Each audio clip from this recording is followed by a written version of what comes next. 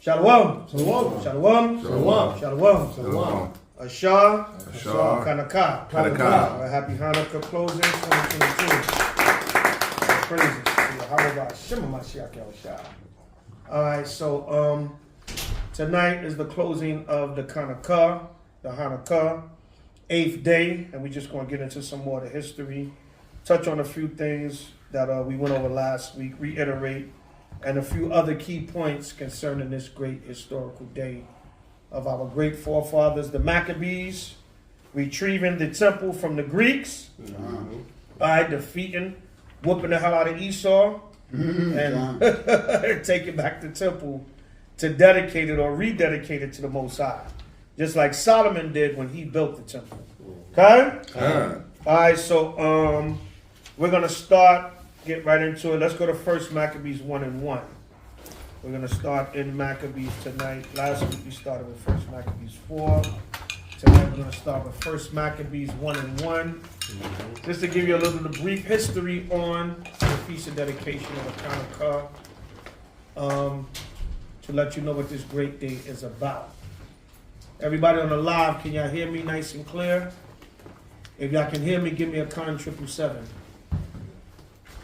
All right, give me a con 777 if y'all can hear me clear. Complain about the volume. He's just talking about it, right? You pay all this damn money for these iPhones. They better film like 4K. Oh yeah.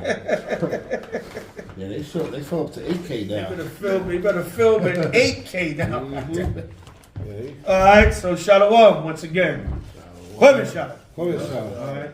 So let's go to 1 Maccabees chapter 1 and verse 1. So again, the Hanukkah or the CHAANAKAH is our great feast day where we celebrate, there's nothing wrong with celebrating defeating our enemies. Okay? Before we get that, let's go to Exodus 15 and 3. All right, Exodus 15 and 3. There's nothing wrong with celebrating warfare. Right? Warfare is used to defend your nation. Right? It's used to protect your nation. It's used to conquer other evil nations. Yes. That the Most High wants you to conquer. Okay? Yep. So there's nothing wrong with celebrating, the destruction of your enemy. All right? This is not a non-violent struggle like Martin Luther King got. Right? Right? That's right. This is not a non-violent struggle. Esau, the so-called white man, he must fall by violence. As is prophesied in the scriptures. Okay? All right, let's go to Exodus 15 and 3.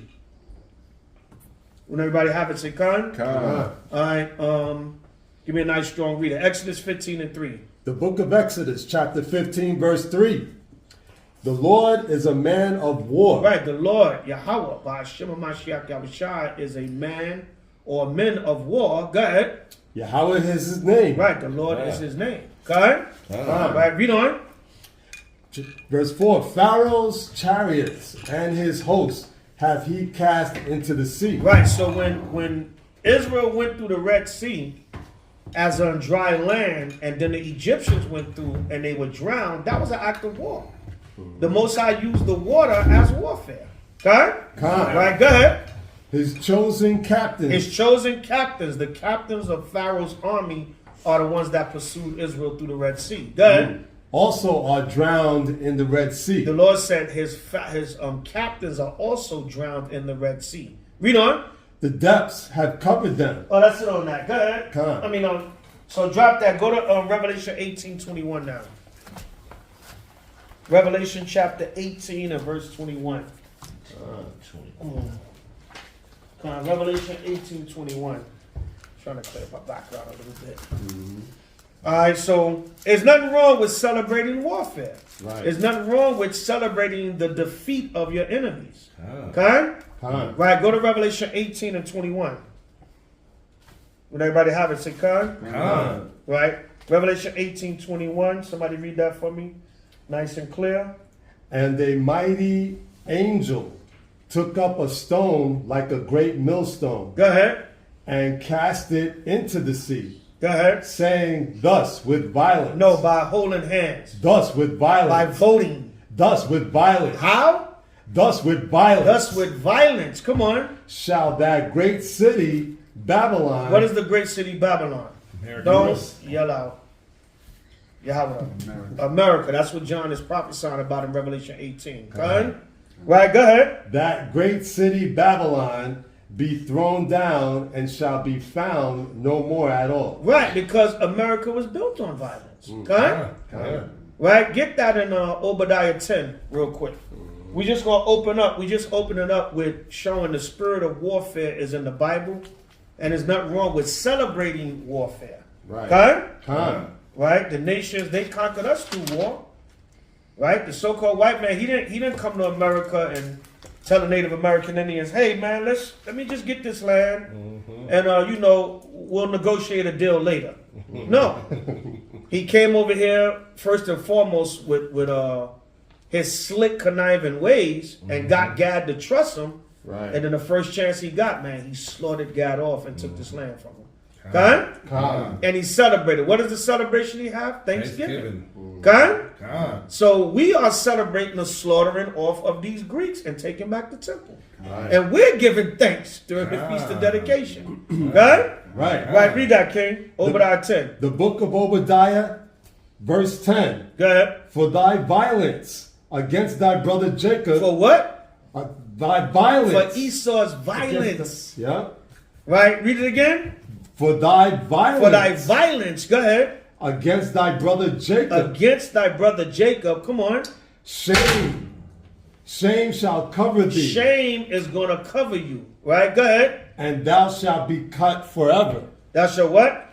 Cut forever. Thou shalt be cut off forever. Right? For their violence against their brother Jacob. Right? So Galatians 6 and 7, they're going to reap what they sow. We don't have to get it. But the Lord said for their violence, Obadiah 10 links up with Revelation 18:21. For thy violence against thy brother Jacob, shame is going to cover you.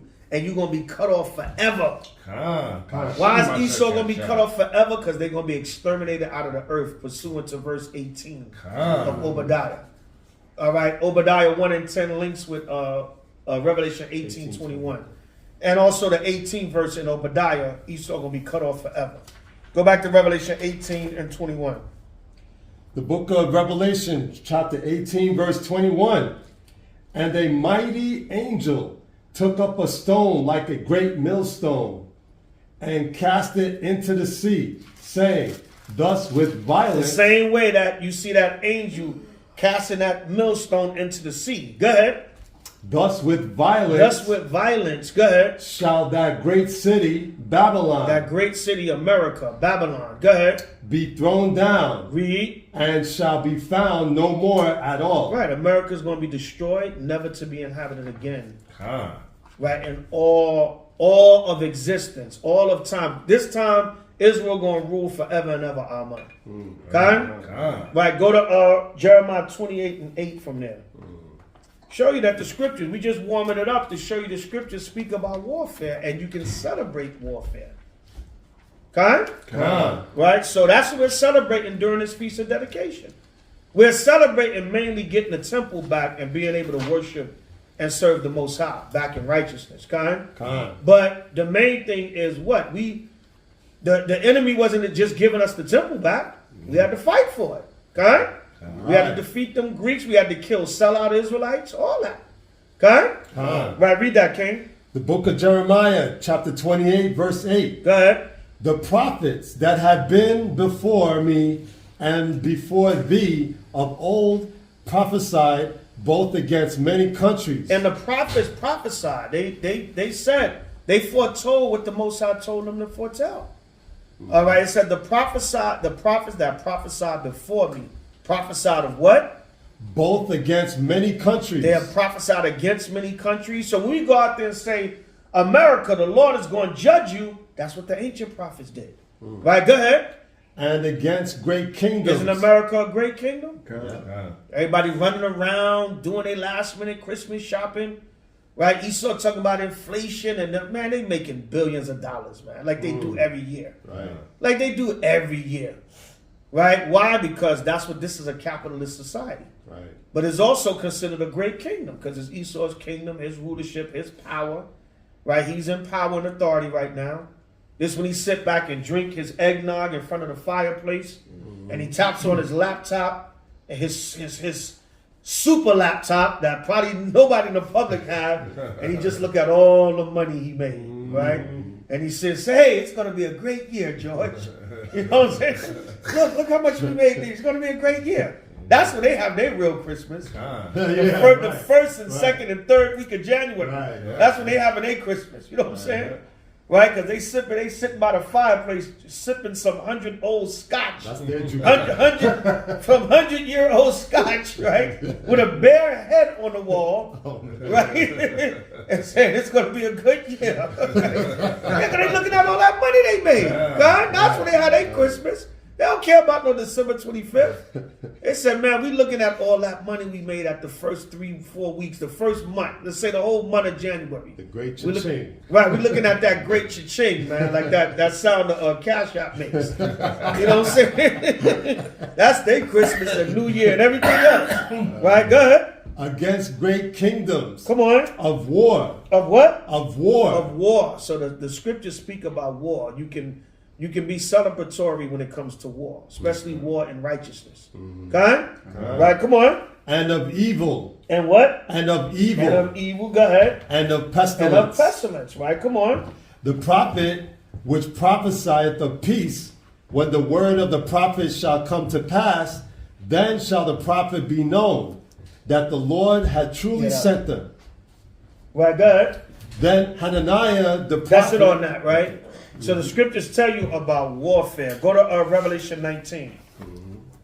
Revelation 19. We're just getting a few of these precepts showing you war can be celebrated according to the scriptures. All right. Revelation 19. And let me see what I want. 11. 11. Revelation 19 and 11. The book of Revelations, chapter 19, verse 11. And I saw heaven opened, and behold, a white horse, and he that sat upon him was called Faithful and True. This is H.O.I that John is seeing, of course. Come on. And in righteousness. And he's seen him in his second coming, and he said, and in righteousness, come on. He doth judge. He doeth what? Doth judge. H.O.I is coming back in righteousness to judge. Come on. And make war. And to make war. So you can celebrate war according to the scriptures. In righteousness. So that's what we're celebrating during the time of the Maccabees. Okay? Right, go to, it said, in righteousness he doeth judge and make war. Okay? Right, he's coming back for warfare. H.O.I not coming back to play games. Not Jesus. Right, yeah. He loves everybody. Not my Jesus, right? Not my Lord. He Not loves my free Lord. everybody. Right? God is love. Let me see what I want. Go to 1 Maccabees 2:49. First Maccabees.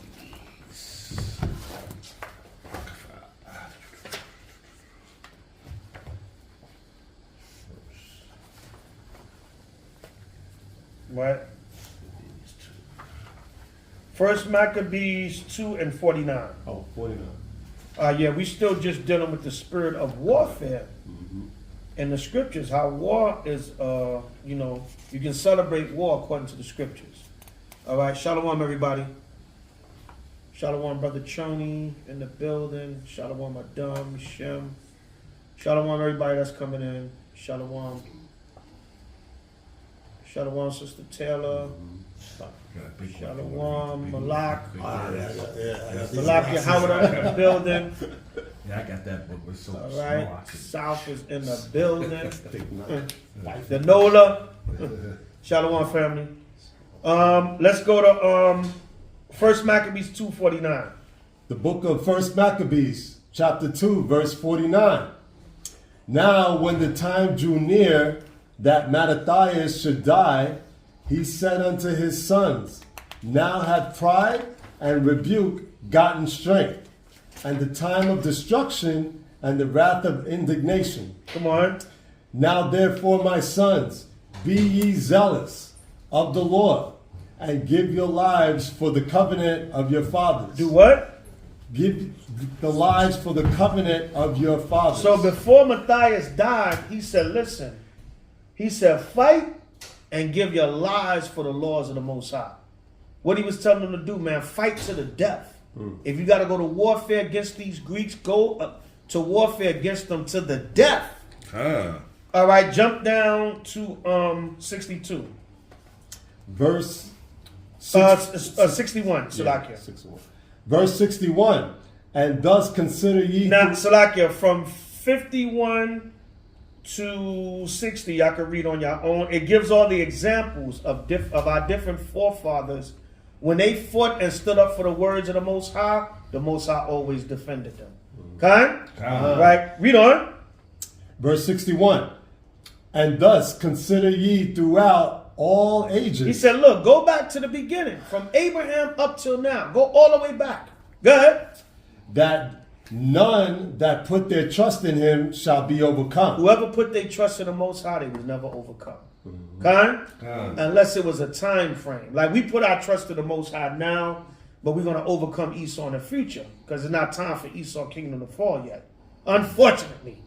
But we got to be patient and wait on the Most High. Right, come on. Verse 62. Fear not, then the words of a sinful man, for his glory shall be dung and worms. Meaning sinful men going to die. They're going to be put to death. Right, go ahead. Today he shall be lifted up, and tomorrow he shall not be found, because he is returned into his dust, and his thought is come to nothing. Right, and that's what's going to happen to Esau. Esau is going to be like nothing. He's going to be turned into the dust. Right, it tells you that in Obadiah. There shall be none remaining of the house of Esau, for the Lord has spoken it. Right, go ahead. And this is Salakia. This is also Matthias speaking about how when the Most High put an evil man to death, it's as if that man never existed. Okay? All right, go ahead.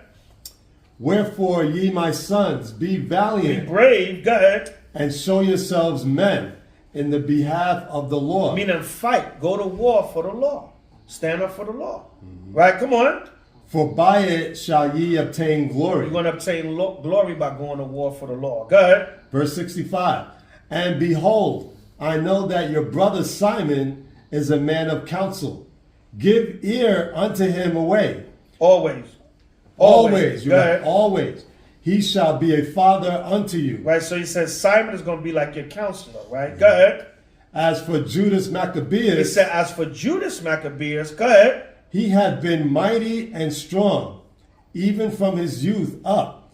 Let him be your captain and fight the battle of the people. See that he said, let him be your captain and let him be the leader in the charge of war against the enemy. Okay? So the spirit of warfare is all throughout this book. Go ahead. Take also unto you all those that observe the law, and avenge ye the wrong of your people. Meaning fight for your people. And that's what our people are not doing now. All right? They setting up Tory Lanez to get framed for shooting Megan Thee Stallion. Right? That whole story earlier. And I didn't know Tory Lanez was speaking out against the industry. Right? And I didn't know that. You know what I'm saying? Yeah, he was speaking out. He was speaking out heavy against the industry. Yeah. And they saying that they set him up. And now because they saying, is a lie, he didn't shoot Megan Thee Stallion in the foot, or they framing him. But now I was looking at a few videos today. He was really speaking against the industry, man, because he went independent and he started blasting them. You know what I'm saying? So they came for him, man. You heard a lot of the people saying it's a setup. His father, you seen his father spaz out in front of the court. Yeah. His father spazzed out in front of the court. Yeah, man. So this is a unjust society, man. So we have to avenge the wrongs of our people. When we go out there and teach, we're going to spiritual warfare. We are speaking. We're going to war, by teaching. Physical war, that's going to come when the Most High give us the power. But right now we're going to spiritual war. We're speaking up for the wrongs that's being done to our people, because nobody's really speaking out about it. So we are avenging our people by saying, look, we at least going to say something about the injustice and how it applies to the scripture and what the Most High told us to come out of this. So that's what we do when we go out and drop the word. We are avenging the wrongs of our people verbally now. When the Most High give us the power, we'll be able to do it physically. Okay? You got it? They said what's nigga here on the side with Rock Nation. Yeah, he didn't want to sign with Rock Nation. He wanted to go independent. Nation, so he wanted to go independent, yeah. And he was talking about how they tried to make him a homo and everything. Yeah. He was going in. Yeah, he was going in, huh? Yeah, he was going in. And just the industry in general. Just the industry in general. Yeah, of course, Rock Nation too. You know what I'm saying? You're not that's why they locked up Little Kim's ex. His name was World. He was a dude. He was a gangster dude. He was from the Lafayette Gardens, LG, in Bed-Stuy, New York, where Big Daddy Kane is from. Right? He was a gangster dude. He turned Muslim. He started getting conscious, but he was Little Kim's dude. He did an interview with Wendy Williams exposing the whole industry. Like back in, I think, like 05. And he was saying, yes, he said, the way they're getting the rappers now is through homosexuality. You know what they did to him? They framed him for a murder. He claimed he didn't do the murder. They said the dude was a street dude, but he had to start changing his life around. He got into Islam and got to change his life around. His name was World, you know what I'm saying? But he was going in, he said all the rappers, all the top rappers, if you're a top rapper, they getting them with the homosexuality. And that's what Tory Lanez said. He said they want to make me gay. And he's like, I'm not going for that. He said, they tried to break me, man. I was like, nah, I would never sell my soul. So a lot of times what happened, they don't get you right away. They let you get in, they let you get a little bit of money and riches, and they let you taste that fame. That's what happened with Coolio. Same thing with Coolio was like, I would never sell my soul. He said he had other artists coming to him, like, yo, why don't you do this? And that's going to take your career to the next level. And Coolio was like, I don't get down like that, dude. And Coolio said, listen, I have enough talent. Well, I don't have to do that to make money. Look where I'm at now. Why do I got to do that to take it to the next level? He's like, I'm already selling hundreds of millions of records. You know what I'm saying? That Gangsta Paradise was all over the earth. So he was like, he said he would have other artists that the podcast that he was cool with. Yo, why don't you do this, man? Tell you like, I'm not doing that. You know what I'm saying? He's like, yo, they would never sell my soul. He goes to a friend's house, have a mystery heart attack. You know what I'm saying? All of a sudden, they say Tory Lanez, he got framed. He didn't really shoot Megan Thee Stallion. Whatever, I don't know. I wasn't there. But they saying they framing a man, setting him up. That's why his pops was so mad, because his pops, that's his son. He like, I know what went on. Y'all framed my son. I've been there through the whole process. Y'all framed. Oh, woo! Yes! Yes! Yes! What? Yes, nigga. Yes, I know you see it. Yes. Y'all gotta understand what's going on right now. If you don't understand it, you don't understand it. That's cool. It's not on me. It's not on me. At the start of this, I told you, I'm not gonna beg you to make this fucking money. Yes, nigga. You know what's crazy? I sat there, bro. You know what I'm saying? And I sat there and I wondered for a long time, yo, how am I get back, bro? How am I get back right? They took every single avenue away from me. They took the playlisting away from me. They took every single thing they could take away from me. And you know what I said, bro? I sat there. I said, you know what? This isn't on me.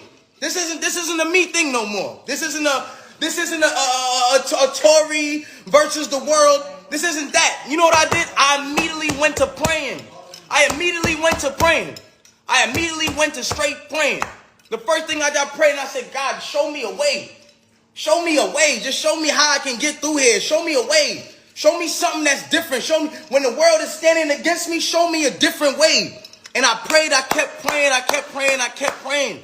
And God told me he was going to bless me 1,000 times over. To the point one day I'm praying one day, my nigga.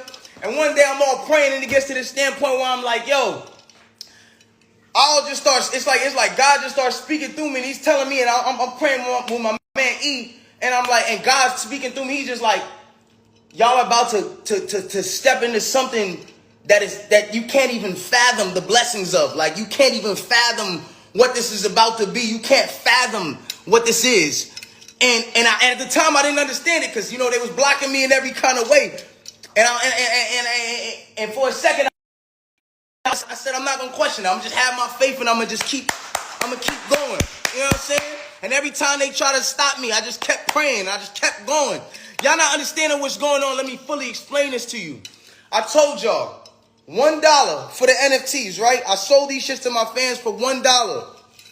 People came, some people bought 20, some people bought 5, some people bought 60. It doesn't matter how much you bought. It was only $1. You spent $60, you bought 60. I need y'all to understand, one of those copies right now is going for 50,000, 60,000, 60,000. Yo, my nigga, and these are sold.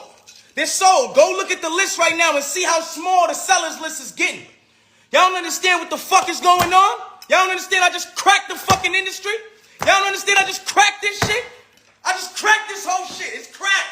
It's over. I cracked the whole shit. It's over. It's over. No more middleman. All y'all artists out there, fuck your label. Fuck the nigga that's telling you, yo, you gotta wait for this day on Spotify and on this. Fuck that. Nigga, it's over. Y'all gonna get paid, and your fans gonna get paid, and they gonna keep coming to you. Why? Because y'all making money together. This the digital trap house. Welcome, niggas. You're fucking welcome. We here. We here. You understand why I'm going so crazy? I can't believe I did this shit my fucking self. This may not make sense to niggas like y'all. Some of y'all niggas, it hasn't registered yet. It hasn't got there yet. It hasn't got there. Y'all niggas like, yo, why is he screaming? Come on. Understand. Look into it. Do your research, nigga. This is revolutionary, nigga. This is history in the fucking making. It's niggas right now. I think the lowest copy right now is going for 30,000. The lowest, like the lowest you can sell it for. Imagine a nigga who bought 5.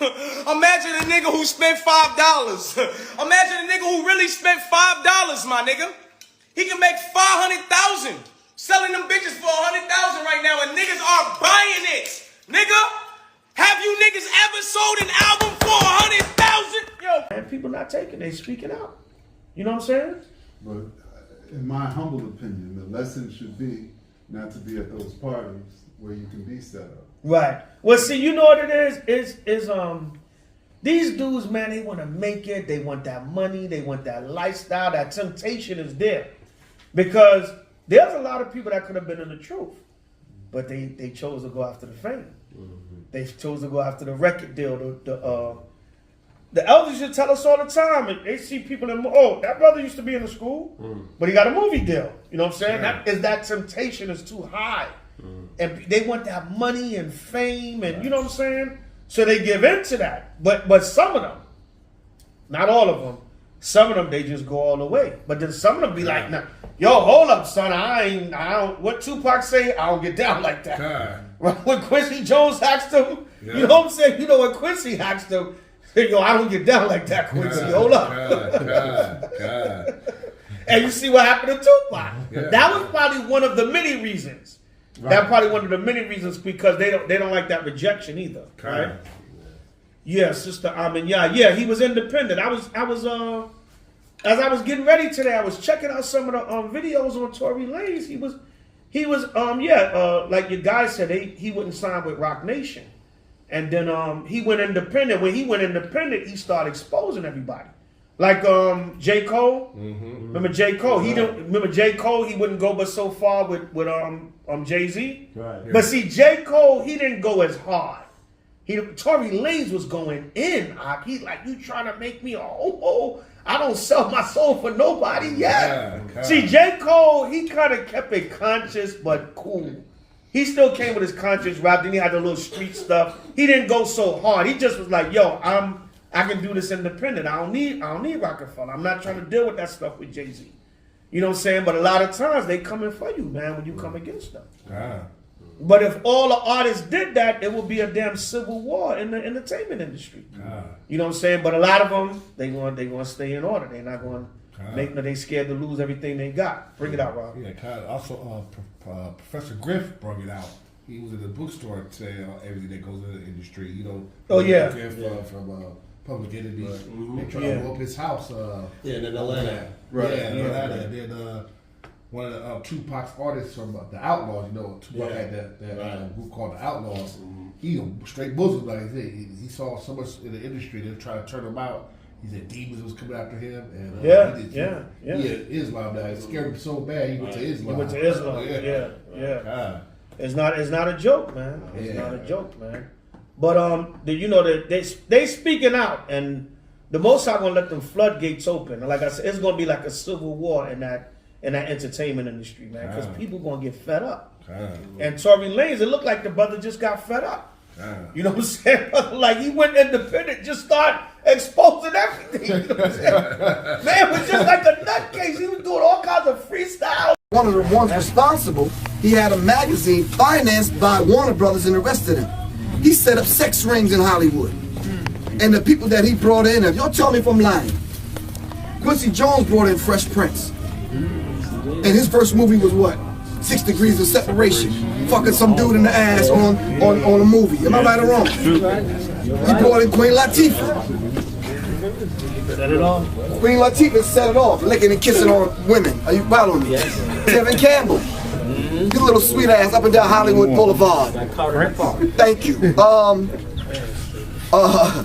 So y'all making me forget who's the other people that he brought in. He's working with the Barge family, and last but not least, when Tupac came to Hollywood, it was the homosexual ritual. This is where the homosexuals came out against it, but I didn't mind. I wasn't talking about homosexuals. I'm saying there's a homosexual ritual that they go through in the Illuminati secret societies. And it is. In Skull and Bones, they're made to lay in a coffin and masturbate and tell all their sexual secrets. So when I mentioned that about it marrying itself on to hip-hop, they said, well, can you prove it? Yeah. Go back and go online and read where Tupac said he was asked by Quincy Jones to fuck him in the ass. When Tupac said no, that's when Tupac was marked for death. Why? Because Tupac was engaged to Quincy Jones's daughter. Quincy Jones's daughter's best friend was Aaliyah. Aaliyah was engaged to Dame Dash. Now, if y'all follow these people back, all of them either died or was brought to ruin. Dame Dash broke. He had to go back to Jay-Z.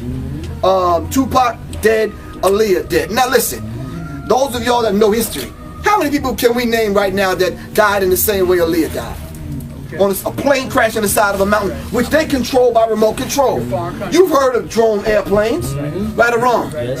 Ron Brown died the same way. Mickey Leland, General Torrijos from Panama. All of these people died. That's an old CIA trick. So we shouldn't fall for that.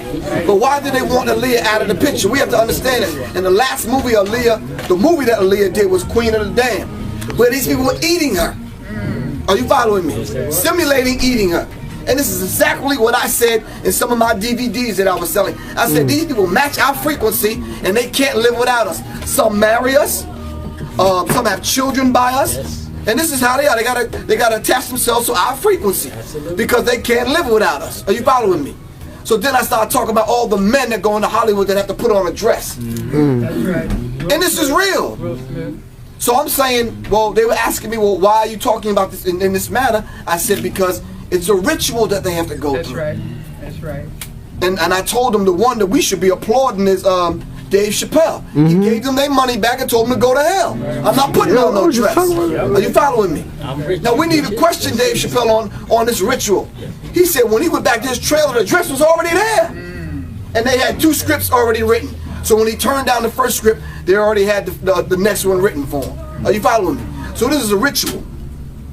And I talked about the effeminization of the African male. Absolutely. I talked about how the Committee 300 sit in smoke-filled back rooms and they come up with these trends. Now look at the trend that we went through back in the day. You remember the brothers used to wear the white tees? They made easy targets. So let's speed that up now. What's the trend now? Earrings, skinny jeans, mohawk haircuts, which look like pubic hair. Are you following me?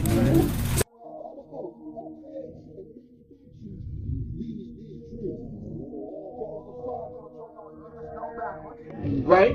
And what they did was marry the criminal culture in jail onto the street culture and made it part of hip hop. So now homosexuality is on the rise, and they made the new cleavage became the butt crack.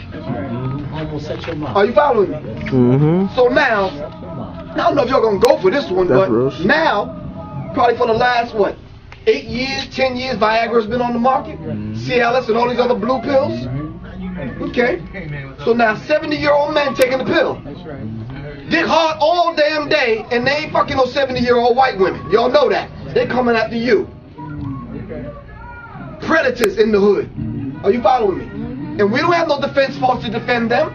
Are you following? But yet, rappers are taking the pill, and who they coming after? Each other.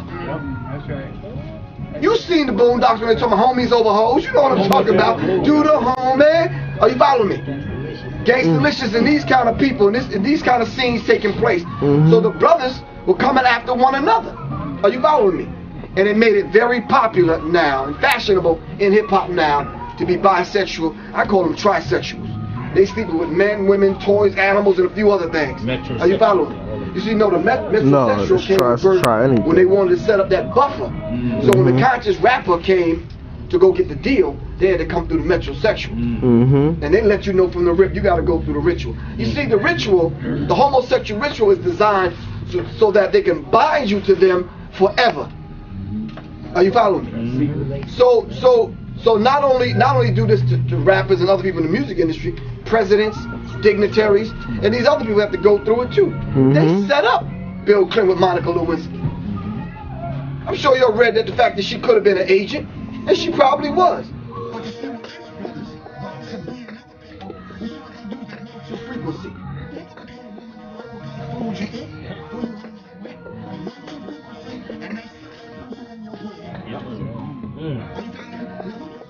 Agents.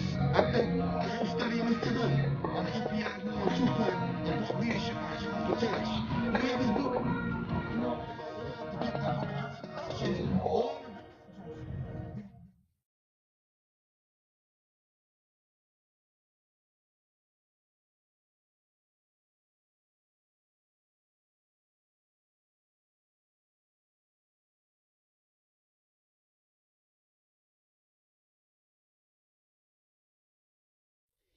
That's right. Don't start looking around. That's right. But somebody in is just in here is going to take this information to the government. And we can't be stupid. Right. Every word. Everywhere we go, is that one person that's in the audience that's going to take that information back. And we got to know and understand that's just a reality. Until we set up an infrastructure to deal with their ass, they're going to be here. That's right. Are you following me? So we have to do that. It's in hip hop also. The brother that was part of the hip hop cop task force, he admitted it. He said if it wasn't, yeah, this is the book. 12 years it took this gentleman to write this particular book. And inside of the back of the book, he has the FBI documents so you can read it for yourself, written by the FBI on exactly what they did in hip hop to Tupac and black leadership, and he made the connection. Are you following me? And see, you could easily dispute what I say, but when it's in black and white, it's hard to refute this. Are you following me? It took him 12 years to write this book. He gave me the original manuscript that I tried to get him a publishing deal and couldn't get it. So him, Pam Africa, and some other people got together and they got the book out. Are you following me? Right, so they mentioned it in the DVD about the hip hop car, and they said that if rappers didn't shoot one another up, somebody didn't get raped or somebody didn't get robbed, they would provide an incident for something to go down because they were setting hip hop up for destruction. Now, this homo dude, hold that, what's his name? Puffy, P. Diddy, maybe this week. He was one of the ones that orchestrated some of these things. Now listen, there was a gentleman that he hooked up with, a fashion designer, a gay fashion designer, who put the implantable biomicrochip inside of the tag on the jeans. And what they did was they put a medium tag on the large jeans. So when the brothers went to go buy the clothes, they would sag and they'd naturally be big. So then when the information came out on how they were tracking the rappers in every city via your cell phone and via the implantable biomicrochip. So what they did was they put a dossier together 500 pages thick. It's in a DVD. You have the DVD rap sheets? Nah, that's out. I had it though. Inside of the DVD rap sheets, the white boy, he wrote a letter and made a couple of phone calls and emailed the Miami Police Department and the New York Police Department, and they sent the dossier to the white boy. He put it in a book and took a camera to follow him around, and he went to all of the rappers that were in the book and he talked to them about that, and they were shocked. So it's a 500-page dossier, a surveillance of dossier on all of the rappers. So when he questioned them about this, they were shocked that they was in it. And he told them, he said it's a hip-hop task force following the rappers. And they were scratching their head trying to figure out, well, how did they know I'd be in Denver, Colorado, or Miami, or Liberty City, or St. Louis, or Philly? They were being tracked. And they was trying to figure out how they were being tracked. They had people on the inside. Just like when T.I. got busted. Did you see all these military weapons that T.I. had in the trunk of his car that he's supposed to purchase from this agent? Well, T.I. got set up because they put somebody on the inside. Now, T.I. got busted with over 15 weapons. All right? They said some of the weapons were only, they were military weapons. Okay? Maybe y'all can answer that, how do military weapons get out on the street? But anyway, his girlfriend, now his wife, with the reality show, because she got rewarded, she got busted with a purse full of pills. All right, he got sentenced to 15 to life. Why is T.I. on the street? Somebody answer that for me. I'm gonna let y'all marinate on that for a minute. How the hell is T.I. on the street already? Now y'all know if that was my black ass, I'd be under the jail, right or wrong. Because it was original. But now they're using T.I. T.I. working with Channel 2 and working with the police department in Atlanta, and he got a tip line now. Are you following me? So you can call 1-800-TIP-TI or whatever, and you can get the police. Are you following me? See, but this is what they're doing to hip-hop. Why? Because it's an attack. But we may not recognize it because it's a cultural attack. They're attacking the culture. Are you following me? And we got to understand that, and it's real. And even though you may not think that you're part of it, but some people like Denzel Washington and other people are part of it. Now, it was Jay-Z the one that bragged about he's sipping $20,000 bottles of Cristal in Saint-Tropez, with his hotel costing $40,000 a night.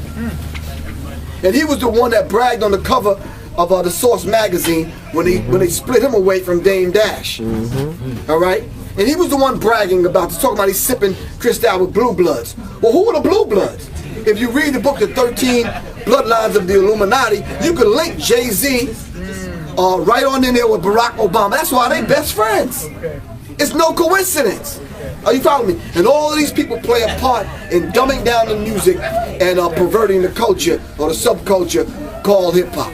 It was them that said that they heard the messianic voice coming from hip hop, not from one individual.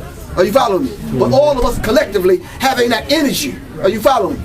Because hip hop, it was the voice of the voices. I don't know what the hell it is now. My man Black Dot calls it shit hop, strategic high intensity training. That we see it walking, talking, and doing things, but it's not hip hop. And y'all can't even defend that madness. What we hearing today is not hip hop. Because if it was hip hop, we would hear the 4 elements, and we don't hear the 4 elements at all. Are you following me? So we have to understand that and just be real with it. This madness that we're hearing today is definitely not hip hop. So when I dropped all this information on the Occult Science Radio interview, which is the 18th chapter of the book, how many of y'all go to www.worldstarhiphop.com? On WorldStar, I got over 400,000 hits. Now I don't know them brothers. They took the information from the Occult Science Radio, put images to it, and they put it on their site. 16 and 17-year-olds were blowing my phone up, and I'm like, well, where did you get the information? They said on WorldStar. I contacted the people from WorldStar and asked them if I could send them some more information. They was like, nah. So I guess they wanted to do their own thing, which is cool with me, but nonetheless, we need to keep the information in its proper context, because we don't want young people just going crazy. Now, I can't help it, the average dude that feel like he's been deceived, he might run up on Jay-Z's ass. I don't know that, but that ain't my doing. I'm not instructing any young people to do that. But we have to question these people. Are you following me? Yes, sir. So what they did recently, they did question Jay-Z, and they asked him about whether or not he's part of the Illuminati. Now let's keep in mind, we throw this term around Illuminati, and a lot of us don't know what it means. Illuminati means holders of the light, light bearers. And they figure they have the light, and they hold the torch, and you see the signs and symbols all around us. But you have to become symbol literate. You got to be able to know what the signs and symbols look like in order for you to read the language. Let me give you an example real quick, and I don't want to talk you to death. The Exxon sign. The Exxon, do I have Exxon gas station here? The Exxon EXXON, but it's not two X's. It's a Rosicrucian cross tilted sideways. All right? It's called the Cross of Lorraine. And where did they use that at in a ritual? Where did Dr. Martin Luther King get assassinated? At the Lorraine Motel. Are you following me? See, it's a ritual. And they get 2 and 3 shooters at the same time to crisscross so they don't miss. Same thing they did with JFK at the 33rd parallel in Dallas, Texas. These people are not playing. So some people ask me, well, what they got to do with hip-hop? Why do they want little rappers? And because we're influencing the world. Everywhere you go in the world, hip-hop is there. And Becky and Ashley and Jennifer and Johnny and the little white kids are getting it. Now it's a problem. Are you following me? It's a real problem with them. Can you imagine? These people run multinational corporations and they got to come home and listen to NWA and Public Enemy? Are you following me? It's a problem. It's a problem for them. They're trying to pass this down to their children. But if their children's minds, heads, and hearts are into hip-hop, you know, things might change. You see, we have to understand something, be real, and be real with this. We constitute what, maybe 12 to 13% of the population? So it's a large majority of young white people that grew up on Minister Farrakhan, grew up on hip-hop, grew up on listening to black people that voted Barack Obama into office. Not us. If we 12 to 13% of the population, if you do the numbers and you equate the figures with who voted for him, there's a lot of white people that voted for him. Well, who are these white people? These are the young people that grew up on hip-hop. Are you following me? Yes, sir. Okay, so this is why it's imperative that they put certain people around Barack Obama to control things. Now, I'm going to tell you something. He's gotten more death threats than all of the American presidents combined on a daily and consistent basis. Are you following me? I don't feel sorry for his ass. Him and his wife belong to the Council on Foreign Relations, which I talked about in the book. So I said, sister, hold on. I know you want to curse me out, but you got to do your research. Are you following me? Michelle is often seen throwing up signs to the Illuminati because she speaks that language. She's on the board of directors of the Council on Foreign Relations. Council on Foreign Relations is the CFR. The CFR is a branch of the Illuminati in America. Plain and simple. They have an agenda. The agenda is to make all of us mindless ass slaves. I don't know if y'all read the document, the Rex 84, I'm sure you have, the King Alfred Plan. They wrote us in as pardon me, they wrote us in as sheeple and units. You're not even human to them. You're useless eaters. You're like sheeple. Inside of the King Alfred Plan, they said it would take 8 hours for them to round us up and put us behind and put us in concentration camps. And this is real.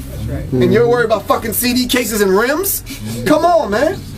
This is a lot deeper than that, man. They're attacking the culture. They're going to weaken the culture to the point where they're going to blur the gender line. You're not going to know whether or not you're male, female, whether you have sex with animals or whatever. Are you following? Exactly. And dehumanizing us at the same time. So we have to understand that. This is by design.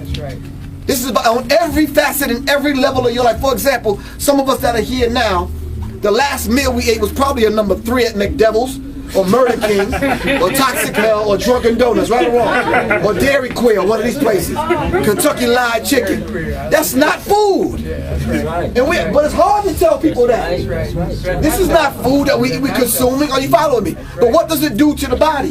Genetically altered. Thank you. You're eating Franken food. That's right. That's right. So we have to put living food in a living body in order to exist. But I don't want to talk y'all to death. So what I did, I put together different lectures to put on one DVD so you could get it like a shot to the damn vein, straightforward, without all of the damn gymnastics. So you follow me?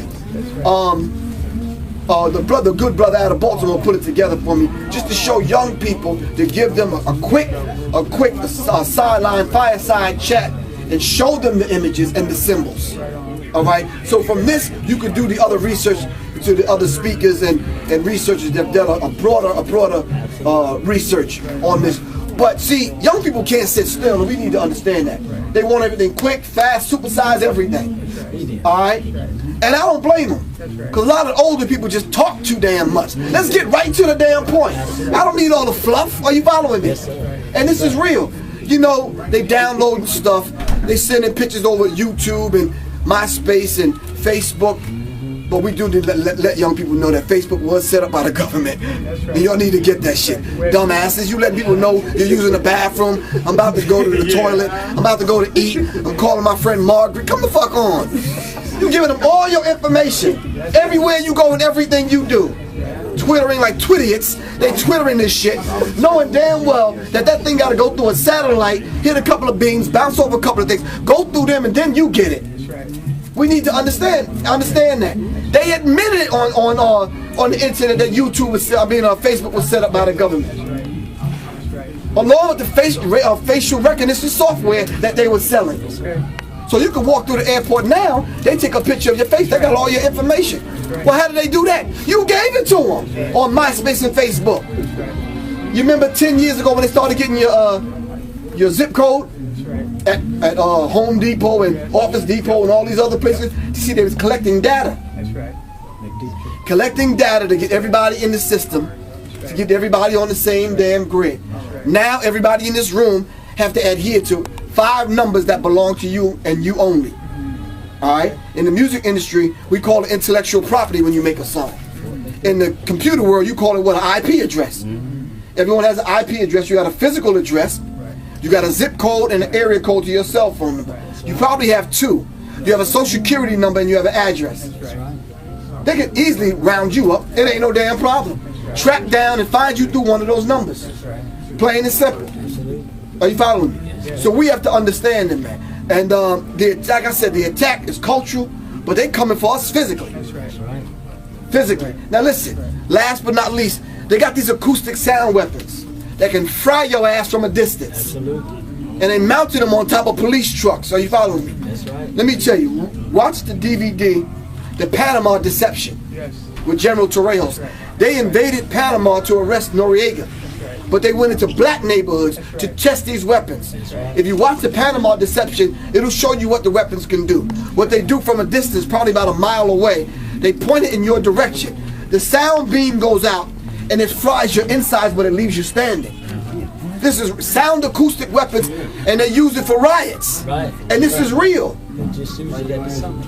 Are you following me?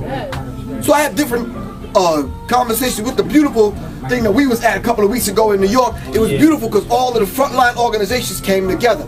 No more bickering and arguing. Although I did have some questions to ask each one of them.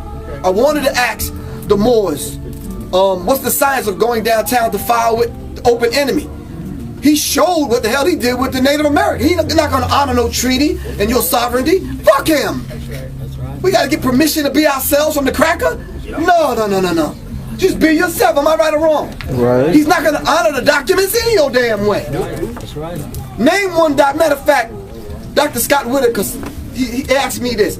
Name one disease that he's ever cured since he's been on the planet. Thank you. I mean, we got medical doctors and all kind of letters and numbers behind their name. What did they ever cure? Are you following me? So we have to understand that it's not designed for that. They are the ones that are called in to make the damn disease. Dr. Scott Whitaker calls this new disease and virus they put out. They said they hid it in the H1N1 vaccination, but they put the disease inside the vaccination. He called it the Hispanic one, nigger one virus. Are you following me?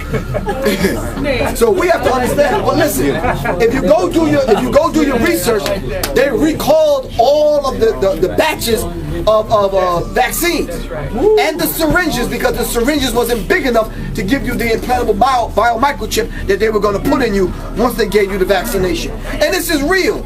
Now you're walking around with the chip in your ass. Are you following me? Without you even knowing about it. How many people here took the virus? I mean the vaccination. Y'all need to stop. Nobody? You remember early on they were trying to give it to pregnant women? What was that for? You know damn well if you're pregnant you don't get vaccinated. But people fell for that. And I think on the on the internet they had a cheerleader who took it and 10 days later it messed up her neurological system and she could only walk backwards. Oh, y'all think I'm playing. She could only walk backwards, but you see they didn't take the same one they gave to the general population. We have to understand it's different for them. The blue bloods, you understand what I'm saying? They took a different vaccination. Are you following me? So I'm going past belief. They had designed that particular experiment to shift the plates up under Iran at the behest of the Mossad in Israel. The Mossad is like the CIA in America. That's right. Like the MI5 and MI6 in Britain and in England. All right. So they was experimenting with the HART project to move one of the tectonic plates that's under Iran. So that devastation that you're seeing in Haiti can happen in Iran, so they can install it. Now listen, I don't know if y'all watching or listening to the world news. There's still revolution in Iran, but they won't let you know that. They're trying to install a puppet leadership inside of Iran like they did in the 80s when Jimmy Carter was president. When they took, so they installed the Shah, and when they came after the Shah, the military brought the Shah of Iran to America to protect him. Well, you remember recently when they went and extracted Aristide out of Haiti? What was going on? You see, they tried it then and it didn't work, and they had to reinstall him and put him back in place. That's right.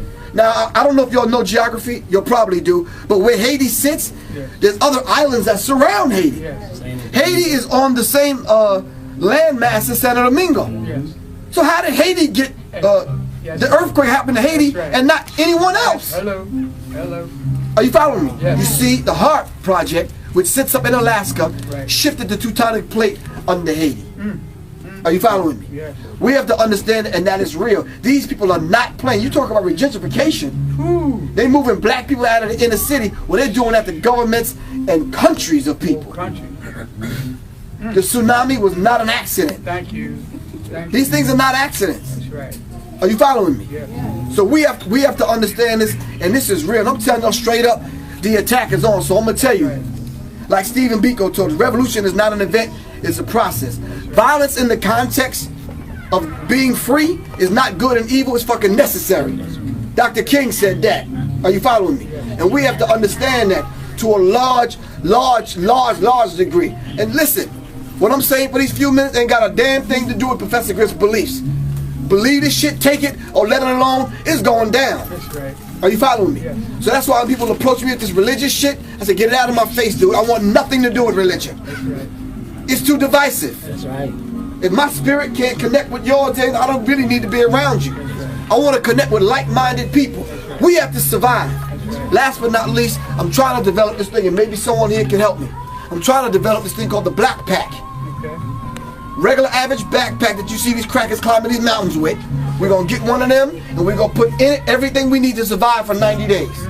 Put it in the front closet by the front door of your house. When the shit go down, snatch it and let's go meet somewhere and defend ourselves. Are you following me? Are you following me? That's what we need. We need a contingency plan. They got one. That's right. Absolutely. I go to these little white boy preparedness meetings and gun shows and shit. They ready. Buying cases and cases of bullets. For what? Did you see on the internet where they had thousands and thousands of coffins in Georgia, in South Georgia, already ready? So it's going down. Are you following me? So we have to understand this particular dynamic, man. I love y'all to life. I'm glad y'all came out. Purchase the book. The information is definitely in here. Support the brother. Love y'all to death. Love y'all to life, rap. All right, peace, man. Give thanks. Give thanks. If y'all want to get the DVD, I got about 10 of them here. I don't know what you charge for your DVDs, but I'll let you handle that. I'll just turn them over to you. You charge them, all right? All right. I really appreciate that. And y'all Philadelphia folks, I want you to know that we're going to have all of his collection in the Black Star newspaper. So y'all know about Black Star newspaper. The next edition is going to be permanent from now on, that this brother's collection is going to be in that newspaper from now on. We're going to move a lot of that other ad stuff out of there, put this brother in there, because ain't no other Philadelphia newspaper going to touch this brother. And that's why the Black Star is going to put him on the front and on the back and in the middle. I'll give that. Thank you, brother. Whoever purchased the book, just come get a free DVD. It's Public Enemy in 1987. This is vintage. This is when Flavor wasn't on crack. Alright? Yes, sir. Are you following me? So whoever purchased the book, you can get one of these for free. You know what I'm saying? Man just cut loose and they're like, all right, we got something for you. We're going to set you up. We're going to use your own black woman to set you up. You know, but read on. First Maccabees 2 and We're at 67. Oh, okay, 67. Right. First Maccabees chapter 2, verse 67. Take also unto you all those that observe the law, and avenge ye the wrong of your people. Go ahead. Recompense fully the heathen, and take heed to the commandments of the Lord. Right, so we have to avenge our people, man. Because, you know, nobody's standing up. Nobody's going to war for the children of Israel, man. So the only thing we can do right now, and the Most High got it like that, we got to go to spiritual war, right? And we get out there and we shut down the lies. Okay? We go to spiritual war now. So go from there. No, read on. Finish that out. Verse 69. So he blessed them and was gathered to his father. Meaning he died. And Matthias blessed his sons and told them to carry on the revolution. He said, I started the revolution, but now I'm about to die. Carry on the revolution. Right? War is celebrated in the scriptures. Go ahead. And he died in the 140th and 6th year. And his sons buried him in the sepulchres of his father and Modin. And all Israel made great lamentation for him. Right, they made lamentation for him. He was a great man. But he said what? He said, keep the fight going. Right, so we started out with Exodus 15:3. The Lord is a man of war. So war is celebrated in scripture, especially war in righteousness. It said Yahweh is coming back, and in righteousness, he's going to judge and make war. Okay? Right, so go from there to Baruch. All right, chapter 4 and verse 25. Baruch 4 and 25. Then we'll go back to First Maccabees. Right, so I just want to warm up. What's that, about 5 or 6 precepts? You know, war can be celebrated according to scripture, especially war in righteousness. All right? Right, Baruch 4:25. The book of Baruch chapter 4 verse 25. My children, suffer patiently the wrath that is come upon you from God. For thine enemy has persecuted thee. Right, it says, suffer patiently the wrath that's come upon us from the Most High. Who put us in this condition? The Lord, because we broke his commandments as a nation. All right, and it says, for thine enemy have persecuted thee. Esau persecuted us as a people. Right, come on. But shortly thou shalt see his destruction. Right, shortly we're going to see his destruction. When Yahweh returns to do what? Judge and make war. Right, we're going to see his destruction. Come on. And shall tread upon his neck. And then we get them in the kingdom, we're going to tread upon his neck. Right, God? By HaNUKKAH. So vengeance is coming, right? The Lord said what, man? By violence, right? He built it on violence. He's going to be overthrown by violence. All right, so war can be celebrated according to scripture. I could put that as like a pre-topic. 425. Okay? Yeah, what was that, about 6 or 7 scripts? Yeah. Yeah, that's a pre-topic. War can be celebrated. So let's go to First Maccabees 1 and 1 now. First Maccabees chapter 1 and verse 1. When everybody have it, so we're just going to read a few verses in the beginning. We're not going to read the whole thing for the sake of time. First Maccabees chapter 1 verse 1. First Maccabees chapter 1 verse 1. And it happened after that Alexander, son of Philip, the Macedonian, who came out of the land of Shittim and smitten Darius, king of the Persians and Medes. Right, he smote Darius, kings of the Persians and Medes, because this was time for the Greeks. The third kingdom that Daniel saw in Daniel 2, it was the third kingdom to come in power. The second kingdom was the Medo-Persian kingdom. First kingdom was the Babylonian. Third kingdom was the Greeks. Fourth kingdom was the Romans, which was one and the same. All right, go ahead. Verse 2. And they reigned in his stead the first over Greece. So this is Alexander the Greek, or Alexander, they called him the so-called great, but he was a great homosexual. That's what he was, right? Right, a great committer of bestiality. That's what he was, all right? But this is Alexander coming into power, okay? He reigned in the stead the first over Greece. Keep that in mind, the first over Greece. Read on. And made many wars, and won many strongholds, and slew the kings of the earth. Right, he made many wars and won many strongholds. And All right, and did what? And slew the kings of the earth. Right, because it was his time to rule. Right. So anybody that tried to come up against him in opposition, they were destroyed. Okay? Right, go ahead. And went through to the ends of the earth. Right, he went through to the ends of the earth. Go ahead. And took spoils of many nations. Right, he spoiled the nations. Right, go ahead.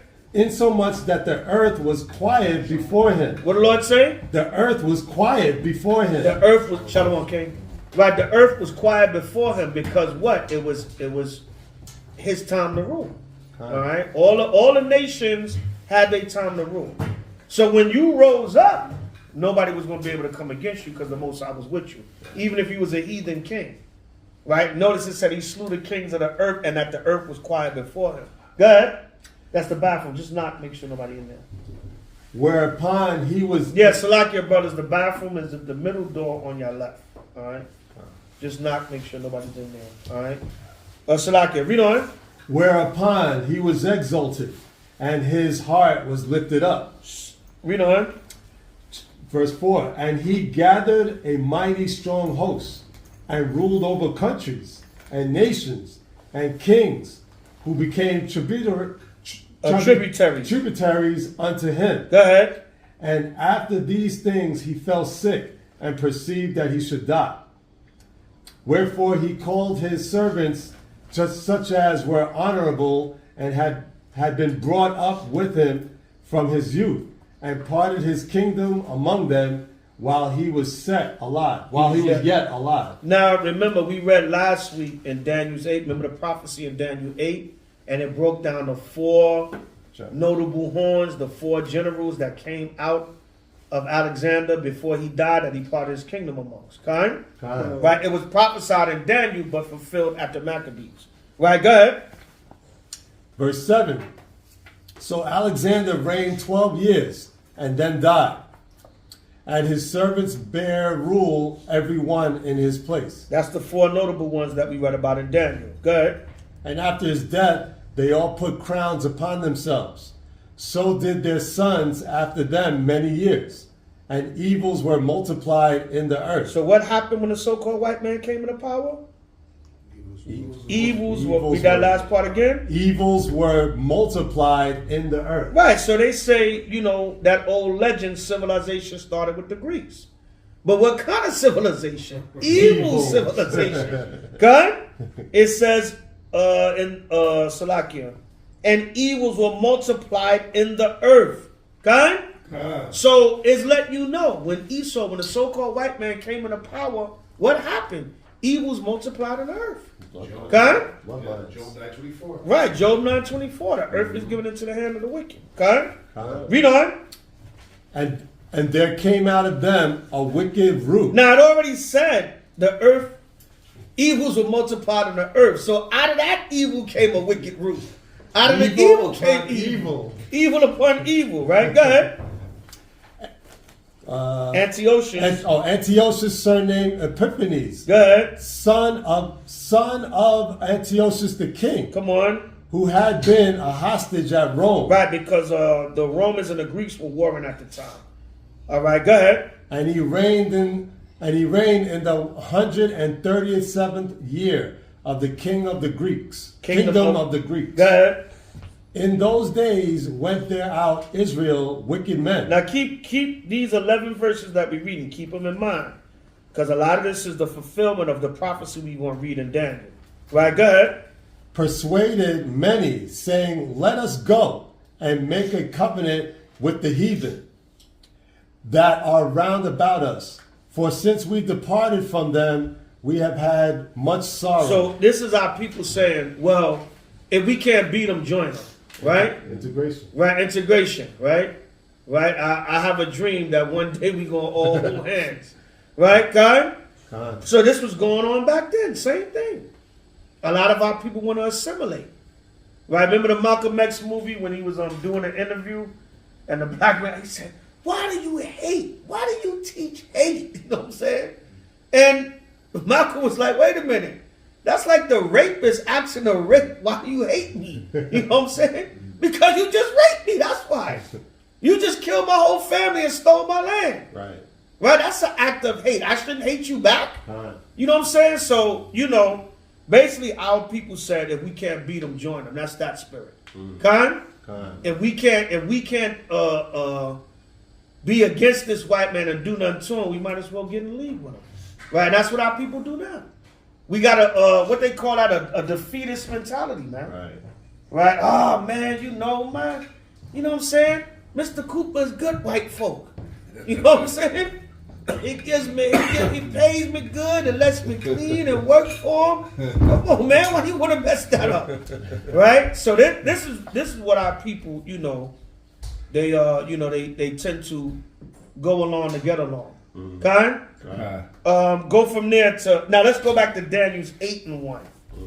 All right. Now last week we read Daniel's 8. We started at 8. We're gonna start at 1 today to give you a little bit more of the prophecy that's in Daniel concerning CHAANAKAH, and to show you how all these brothers and sisters that come up with this theory that the Hanukkah is not in the law, that is not our feast day. But check this out. Check out the history. All right, let's go to Daniel's 8:1. Last week we started at 8. We're going to start at 1 today. All right. Read that, Daniel's 8:1. The book of Daniel, chapter 8, verse 1. In the 3rd year of the reign of King Belshazzar, a vision appeared unto me, even unto me, Daniel, after that which appeared unto me at the first. And I saw in a vision, and it came to pass, when I saw that I was at Shushan in the palace, which is in the province of Elam. And I saw in a vision, and I was by the river of Ulai. Go ahead. Then I lifted up mine eyes, and saw, and behold, there stood before the river of Ram, which had 2 horns. Anybody know who the ram is with the 2 horns? Don't yell out. Right, who's the ram with the 2 horns? Who does that symbolize? The ram with the 2 horns. Jump down to verse 20. I'll just give it to y'all. Read verse 20. Verse 20. The ram which saw us having 2 horns are the king of Media and Persia. All right. Media. Not Medea. They say Tyler Perry got that. All right. Read that again. Daniel's 8:20. The ram which thou sawest having 2 horns are the kings of Media and Persia. Right, the kings of Media and Persia. Right, Khan? It's pronounced like, the Media and Persia. Yeah. Right. So what is that? The Medo-Persian Empire. Khan? This is what Daniel is seeing. He's seeing a vision of the different kingdoms. Khan? Right, go back to verse 3. Read it again. Then verse 3. Then I lifted up mine eyes and saw, and behold, there stood before the river a ram which had 2 horns, and the 2 horns were high, but one was higher than the other. The reason why it says one was higher than the other, because the Persian kingdom was stronger and it ruled for longer. Khan? So that's it was known as the Medo-Persian Empire because they absorbed the Medes, but the Persian kingdom was stronger and it ruled for a longer time. Okay? That's why one horn was higher. The horns represents power and rulership. Okay? Right? And we know according to verse 20 is letting you know. See, the scriptures answer itself. Right? You can go into the history, of course, but the scriptures is going to answer itself. Okay? Right? Go ahead. And the higher came up last. Right? Go ahead. I saw the ram pushing westward and northward and southward. Right? Conquering all the nations. Go ahead. So that no beast might stand before him. No other nation could stand before them because it was their time to rule. Whenever the Most High allowed, it could have been the damn rice-eating Moabites It could have been the Babylonians. It could have been whoever. Whatever nation, the Most High was with them. You could not stop them. Because the Most High was allowing them to rule at that time. And that would be under the Xerxes. Xerxes was the king. It was different. It was different Persian Xerxes. rulers and leaders. Yeah. Okay. It was not just Xerxes. It was different I ones just thought over it the was years. one. Yeah, he was just one of them. Okay. Yeah, right. Go ahead. So that no beast might stand before him. That no beast might stand before him. Go ahead. Neither was there any that could deliver out of his hand. Because when it was time for the Persians and Medes to rule, it was their time to rule. You couldn't do nothing because the Most High was with them. Go ahead. But he did according to his will and became great. Right, come on. And I was and as I was considering, behold, a he-goat came from the west on the face of the whole earth. So now, who's the he-goat? The eagle The he-goat. or he-goat? No, eagle. Well, he's the eagle too, but who's the he-goat? Don't yell out. All right. Alexander the Great. Alexander the Great, right? The he-goat. He's the he-goat. Right, go ahead. And as I was considering, behold, a he-goat came from the west and on the face of the whole earth, and touched not the ground. Meaning he was moving fast. When it says touch not the ground, you know how somebody moving so fast, it looked like their feet ain't even touching the ground. Right, go ahead. And touched not the ground, and the goat had a notable horn between his eyes. The goat had a notable horn between his eyes. Anybody know what that means? The notable horn in between his eyes. Anybody? I ain't gonna give it to you. Right, go ahead. Verse 6. Right? And he came to the ram and had two horns, which I had seen standing before the river, and ran unto him in the fury of his power. In the what? The fury of his power. In the fury of his power. Power. Right? Read on. That's the answer right there. Huh? Yeah. Is that the answer? For the eyes between the horn? No. Keep going. Verse 7. And I saw him come close unto the ram, and he was moved with choler against him. Somebody look up the word choler. CHOLER. All right, read on. And smote the ram. And what? Smote the ram. So the he-goat came and smoked the ram. Go ahead. And brake his two horns. And there was no power in the ram to stand before him. Anybody know what that's talking about? Yahweh. Alexander's defeat of the Persian Mede Empire. Khan. The he-goat is who? Alexander. The notable horn is who? Alexander. Right? Because why he's the notable horn? Because what? He was the main known king. Whenever you think about the Greeks, you think about Alexander, right? And why was he the notable horn? Because he was the first king of the Greeks. Khan? Right, go ahead. Verse 8. Who looked up the word? Kala. I got it. It's morar in the Hebrew. Uh-huh. A primitive root properly to trickle, but used only as a denominative to be causatively make bitter. Literally or figuratively, be in, deal, have, make bitterly, be moved with choler, be have sorely grieved, provoke, or vex. But the biblical outline usage is to be bitter. Correct. So read 7 again. Daniel 8 and 7.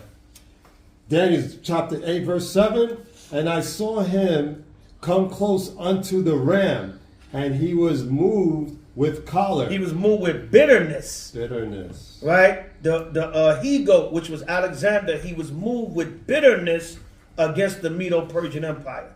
Okay? Right. Because Esau, he just can't wait to conquer a nation. Okay? Right? Shalom, family. Shalom, man.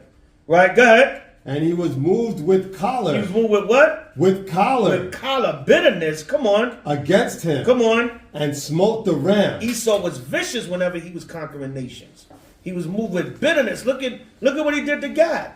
He was moved with bitterness against God. Right? Come on. And smote the ram. Go ahead. And brake his two horns. Go ahead. And there was no power in the ram to stand before him, but he cast him down to the ground and stamped upon him.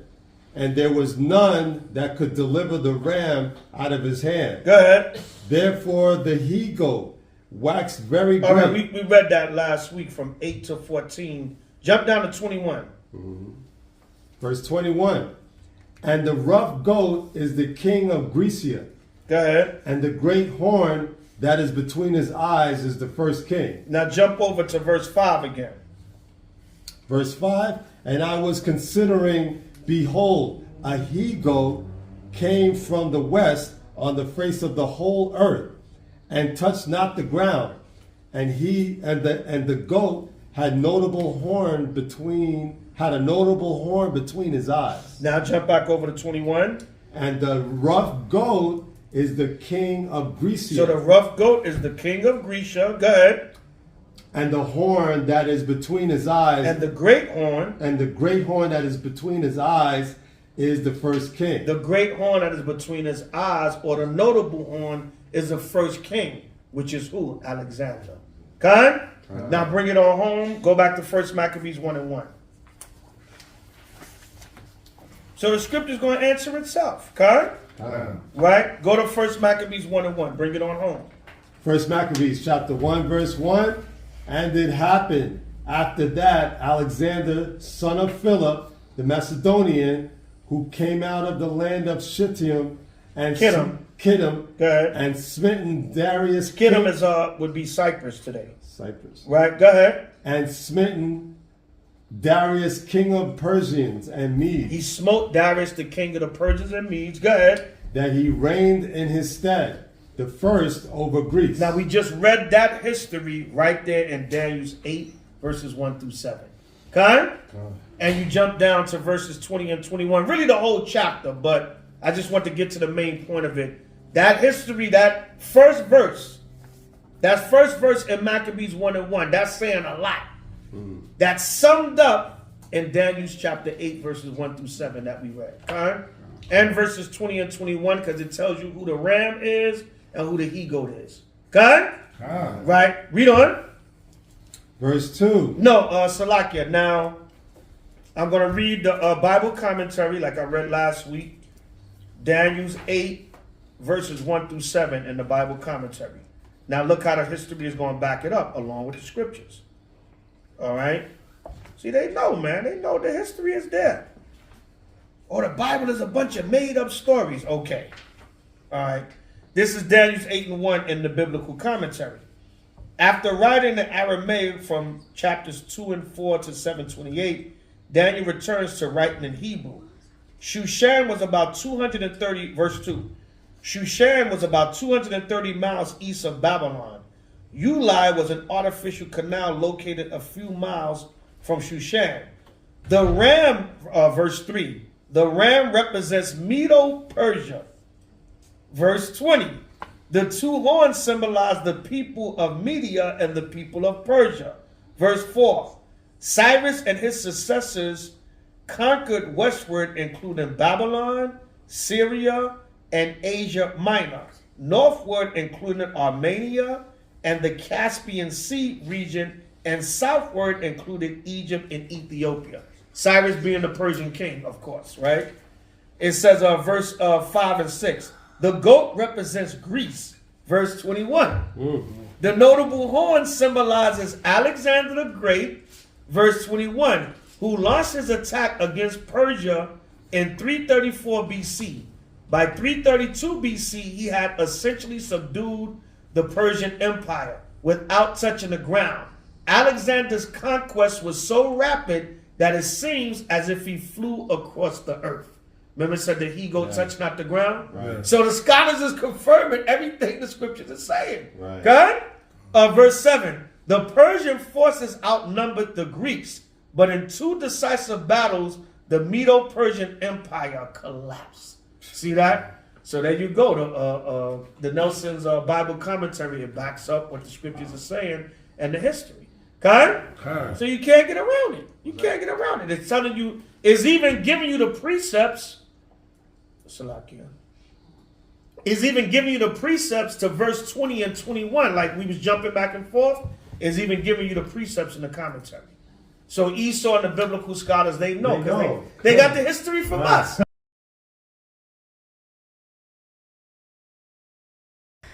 Alexander the Great, renowned king of Macedon, was a remarkable figure who achieved great feats of conquest and war. He inherited a strong kingdom and an experienced army, and during his reign as king of Macedon, he successfully took over Persia and Egypt, with his empire reaching both Africa and the edge of India. This empire, however, was not built on brute force alone. Alexander also used his incredible skills of manipulation and cunning to conquer the minds of the people, as seen with his final conquest of Persia. Alexander was pursuing the Persian king, Darius III, following his victory against him at the Battle of Gaugamela.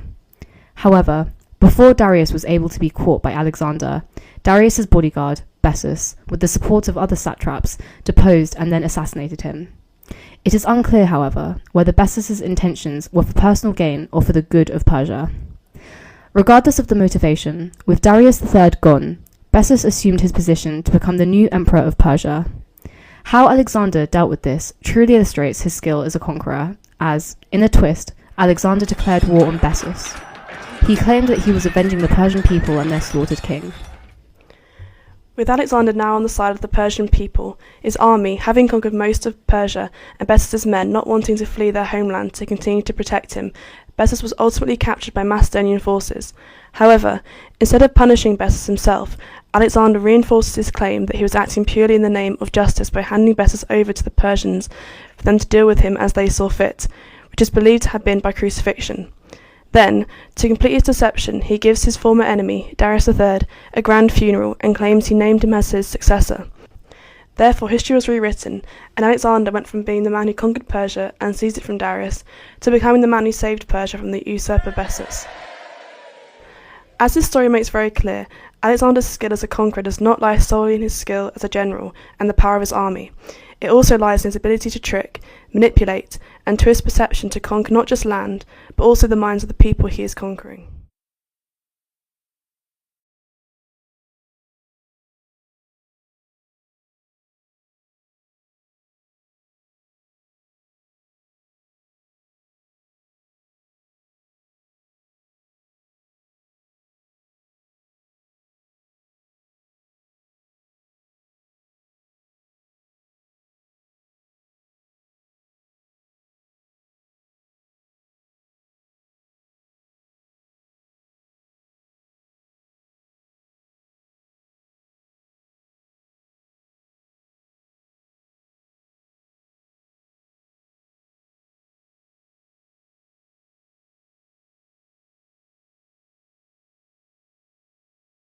Psalms 89:14 real quick. All right, get Psalms 89:14. So they can't get around it. Con? Right? They know the history. They know what the scriptures is talking about. So that's the prophecy is there. So it was you made up. You trying to have a Jewish Christmas and you made up Hanukkah. No, you don't understand the prophecy and the history. All right, read that Psalms 89. Salakia. 85, my bad. Psalms 85 and 11. When everybody have it, say Con. Psalms 85 and 11. That's a good one. The book of Psalms, chapter 85, verse 11. Truth shall spring out of the earth. What did the Lord say? Truth shall spring out of the earth. Truth is going to spring out of the earth, meaning the archaeology, the records, the documents, the history, the Bible. All that is springing out of the earth. Right? Go ahead. The artifacts, everything. Go ahead. Truth shall spring out of the earth. Come on. And righteousness shall look down from heaven. And the Most High going to send the spirit of truth and righteousness down on the heaven for us to keep these laws, statutes, and commandments. Go to Revelation 12:15. Link that up. Revelation chapter 12 and verse 15. The book of Revelations, chapter 12, verse 15. And 12, verse 15. And the serpent cast out of his mouth water as a flood after the woman, that he might cause her to be carried away of the flood. Who's the serpent? Don't yell out. Esau. Go a little bit deeper.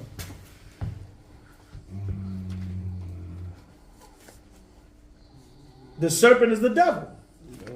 By way of Esau. Because you got it is the spiritual demon Satan, and then who does he use on the earth? Esau. Yeah. Remember, Esau is a physical counterpart of the spiritual demon Satan. You're right when you say Esau, but I would just say go a little bit deeper. Okay. Con? Read it again, Revelation 12:15. Revelation chapter 12, verse 15. And the serpent cast out of his mouth. So the serpent is the devil by way of Esau. The spiritual demon by way of his physical counterpart, the so-called white man on the earth.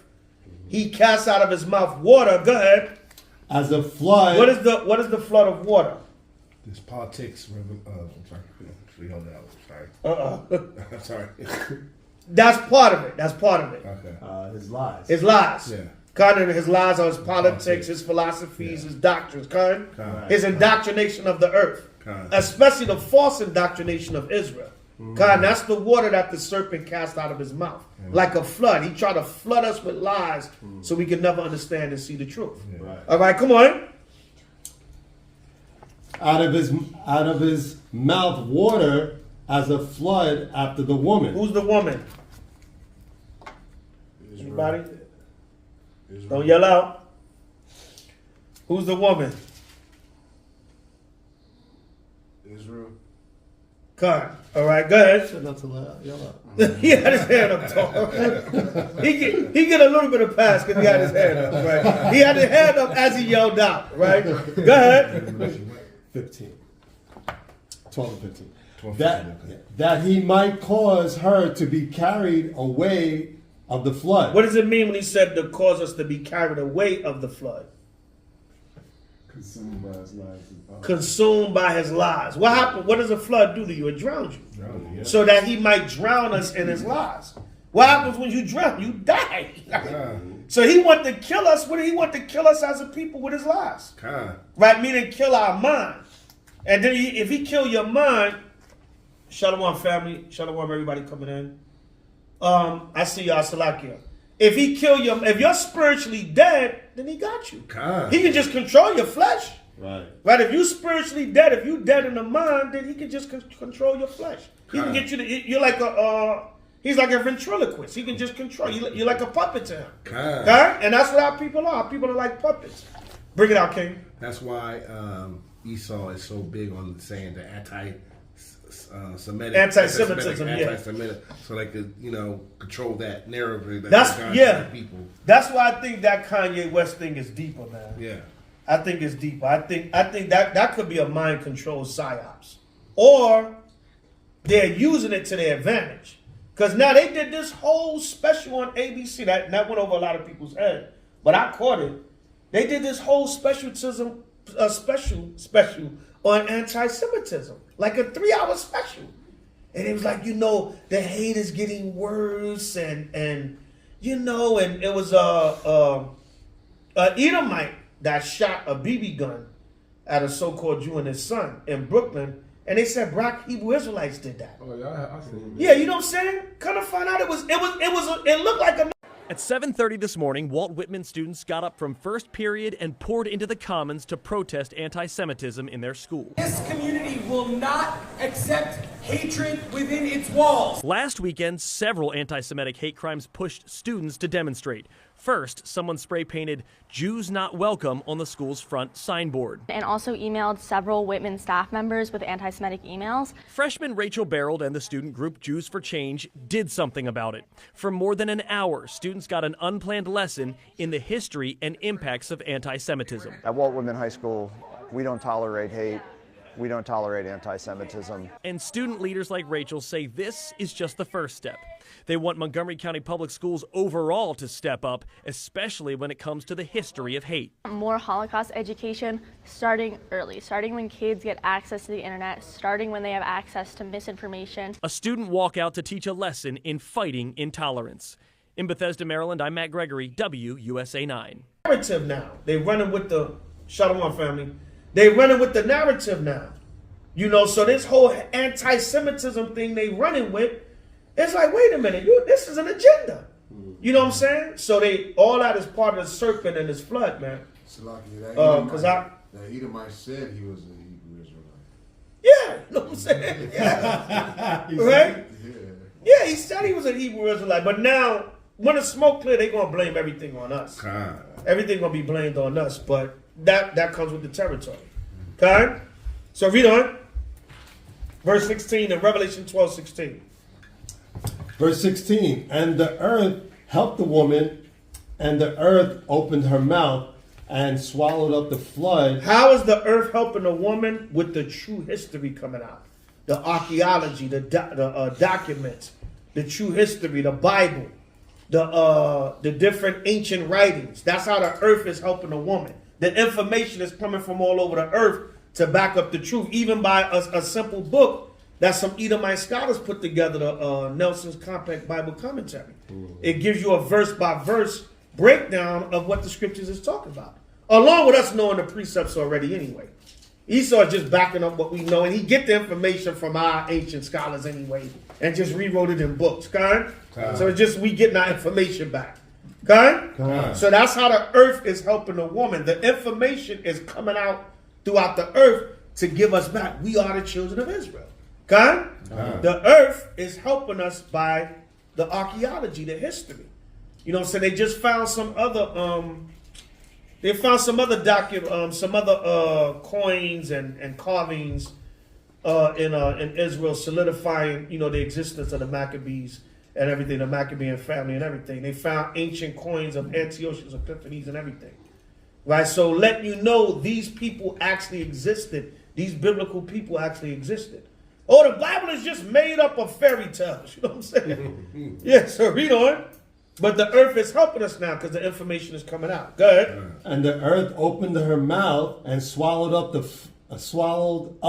the flood which the dragon cast out of his mouth. The flood of lies got swallowed up by the earth. Okay? It got swallowed up by the truth. Okay? Right, come on. And the dragon was wroth with the woman. And a lot of the anger that's coming out now and fear, for lack of a better word, is brothers is flooding the internet with this truth. Okay? You got mad camps out here. You got mad YouTube pages. Every time you turn around, somebody posting a video. Okay? It's so many camps, man. I can't even keep up no more, man. It's so many, man. I said this years ago, but we done covered the damn alphabet, man, with camps. the ZOW camp, the XYZ camp. I mean, we done used every letter in the damn alphabet. Okay? So many camps. The X-Men of Israel. The X-Men of Israel. The alphabet. Israel, we the alphabet boys now. That's what the cat in St. Louis call us that. Brother Jacob. He hate the camps. He call us the alphabet boys. You know what I'm saying? He hates the camps. But Israel is the alphabet boys now, man. Because every time you turn around, somebody's starting another camp. Or there's a split, or brothers, I don't want to be here no more. Go do my own thing. Start another name. Yeah, start another name. You know what I'm saying? What we say, Rob, they get a T-shirt and a YouTube channel. T-shirt, YouTube channel. No, now it's a logo now. A logo. You gotta get the logo first. Because before you get the T-shirt, you gotta have the logo first. They get the logo, the T-shirt, YouTube channel. Here goes a new camp. Off to the races. Off to the races, God. You know what I'm saying? Subscribe to our new channel.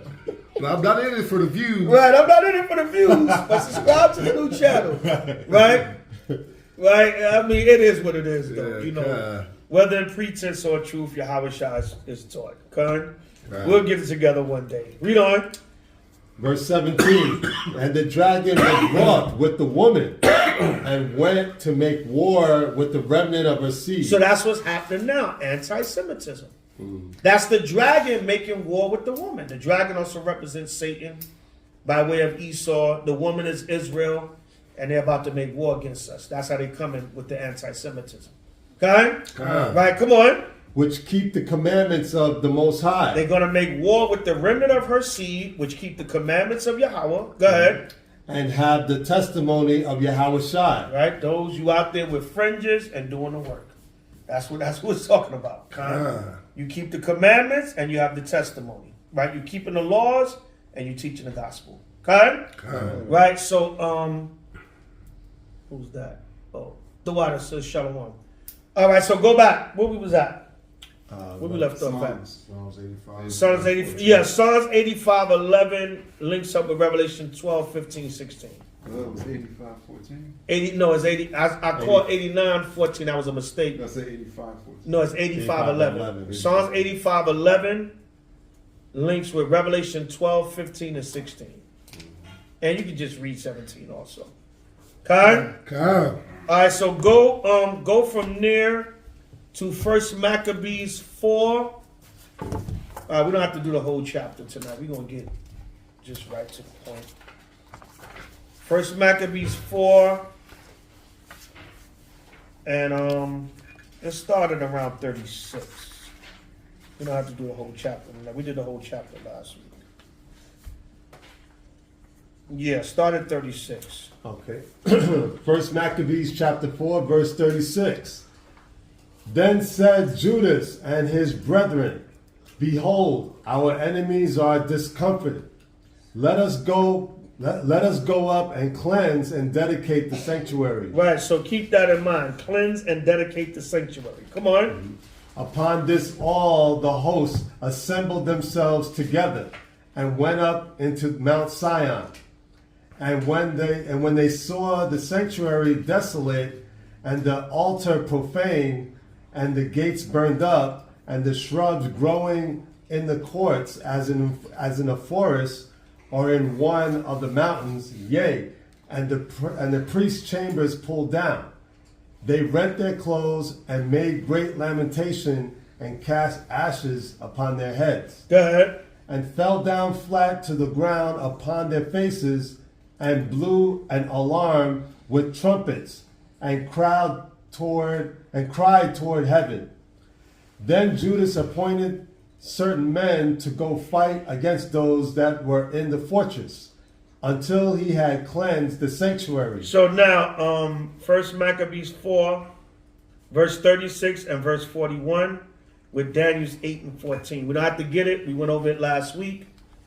If everybody remember, you have in your notes from last week, the prophecy in Daniel's 8 was that what? After a certain period of time, that the temple would be cleansed. All right, now it's fulfilled right here in the Maccabees, okay? Right, so we don't have to get it. Like I said, we went over it last week. Just write it down again and, have a second set of notes. 1 Maccabees 4, 36 and verse 41 with Daniel 8 and 14. Okay? All right. Because what? The whole prophecy in Daniel 8 was that what? After a certain dispensation of time, after the temple being defiled, it would be cleansed. Okay? The scripture's going to speak for themselves. Right? And then the history just put the icing on the cake. The truth shall come out of the earth. Okay? Right? Read on. Verse 42. Verse 42. So he chose priests of blameless conversation, such as had pleasure in the Lord. Go ahead. Who cleansed the sanctuary. There you go. Verse 43 too. Right, go ahead. And bear out the defiled stones into an unclean place. And when, as they consulted what to do with the altar of burnt offerings, which was profane, they thought it best to pull it down. Go ahead. Lest it should be reproached to them, because the heathen had defiled it. Wherefore they pulled it down. Go ahead. And laid up the stones in the mountain of the temple in a convenient place, until there should come a prophet to show what should be done with them. Then they took whole stones according to the Lord, and built a new altar according to the former. Go ahead. And made up the sanctuary and the things that were within the temple, and hallowed the courts. They cleansed the temple and the sanctuary and everything again. Go ahead. Verse 49. They made also new holy vessels, and into the temple they brought the candlestick. They brought what? They brought the candlestick. What is the candlestick? Tariq? The menorah. Khan. Right, go ahead. And the altar of burnt offerings, and of incense, and the table. Verse 50. And upon the altar they burned incense, and the lamps that were upon the candlestick. They lit the menorah. Go ahead. They lighted, that they might have give light in the temple. Right, that it might give light in the temple. All right, so that's so-called Jewish folklore or legend that they only had a little small cruse of oil. Right, they only had this much oil, and that was only enough to last for a day. But it lasted miraculously for 8 days. That's why they made the Feast of Dedication for 8 days. No. All right, that's not what it's saying here. They lit the menorah like they normally do, and they made it an 8-day feast after the Feast of Tabernacles, like we're going to read later. Come on. Verse 51. Furthermore, they set the loaves upon the table and spread out the vials and finished all the works which they had begun to make. Come on. Now on the 5th and 20th day of the 9th month, which is called the month of Caslau, in the 140th and 8th year, they rose up betimes in the morning and offered sacrifice according to the law upon the new altar of burnt offerings which they had made. Look at what time and what day the heathen had profaned it. Even in that was it dedicated with songs, citherns, and harps and cymbals. Right, different instruments. They played righteous music and righteous songs. Right, and different instruments. All right. The cithern, which is like the is similar to the guitar, and the harps and the cymbals, like you know what they have in a marching band, the two plates that they crash together. You know, they was cymbals. Yeah, they was playing different instruments and music, righteous music to the Most High. And of course, the reason why it says, look at what time and what day the heathen, we went over that last week. The same day that the temple was defiled, 2 to 3 years later, the temple was cleansed on the same day. And we had the Feast of Dedication. We don't have to get it. 1 Maccabees 1, 54 to 64. All right, with 1 Maccabees 4 and 54. The same day the temple was defiled, a couple of years later, was the same day that it was cleansed, and we made an 8-day Feast of Dedication out of it. Okay? Can you repeat that? 1 Maccabees 1, 54 through 64, and then 1 Maccabees 4 and 54. All right, got you. All right.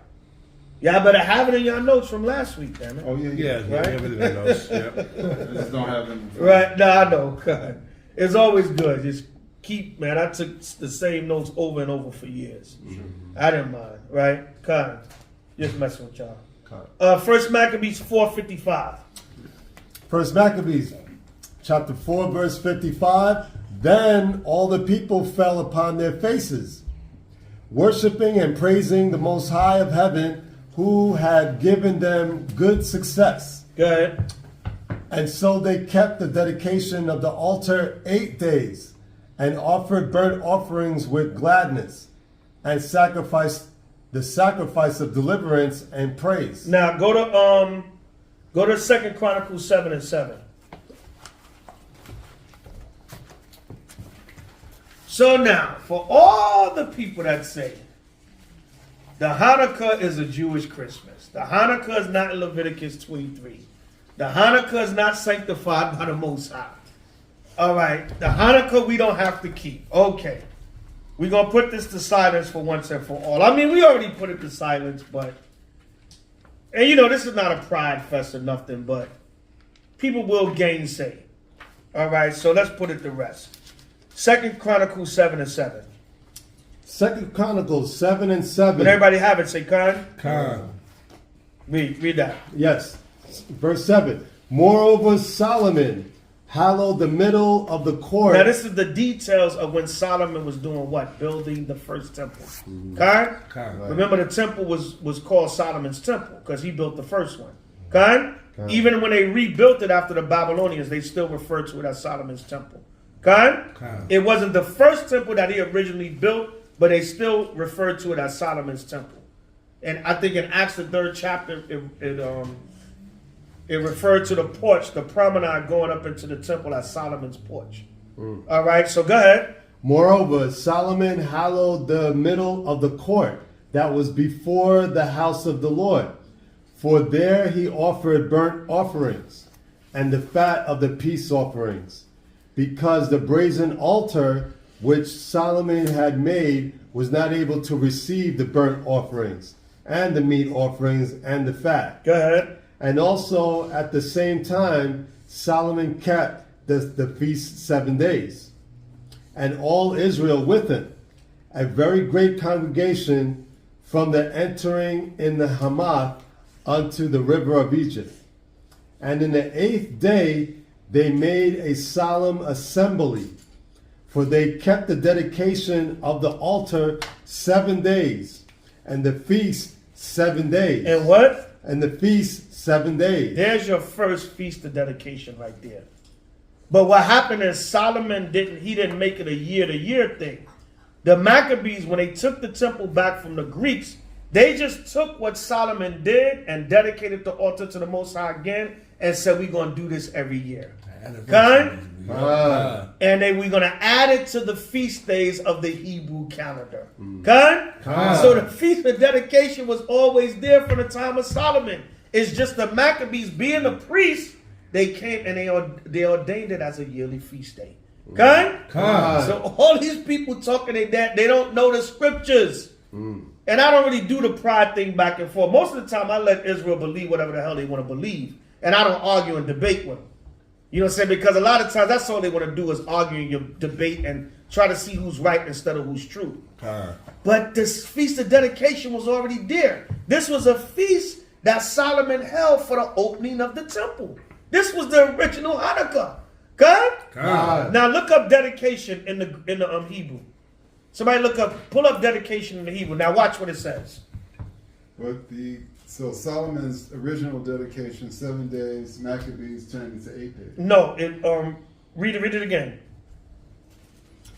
And then the 8th day they made a solemn assembly. They did what? Made a solemn assembly. So he feasted for 7 days, and then on the 8th day he came together and had a solemn assembly.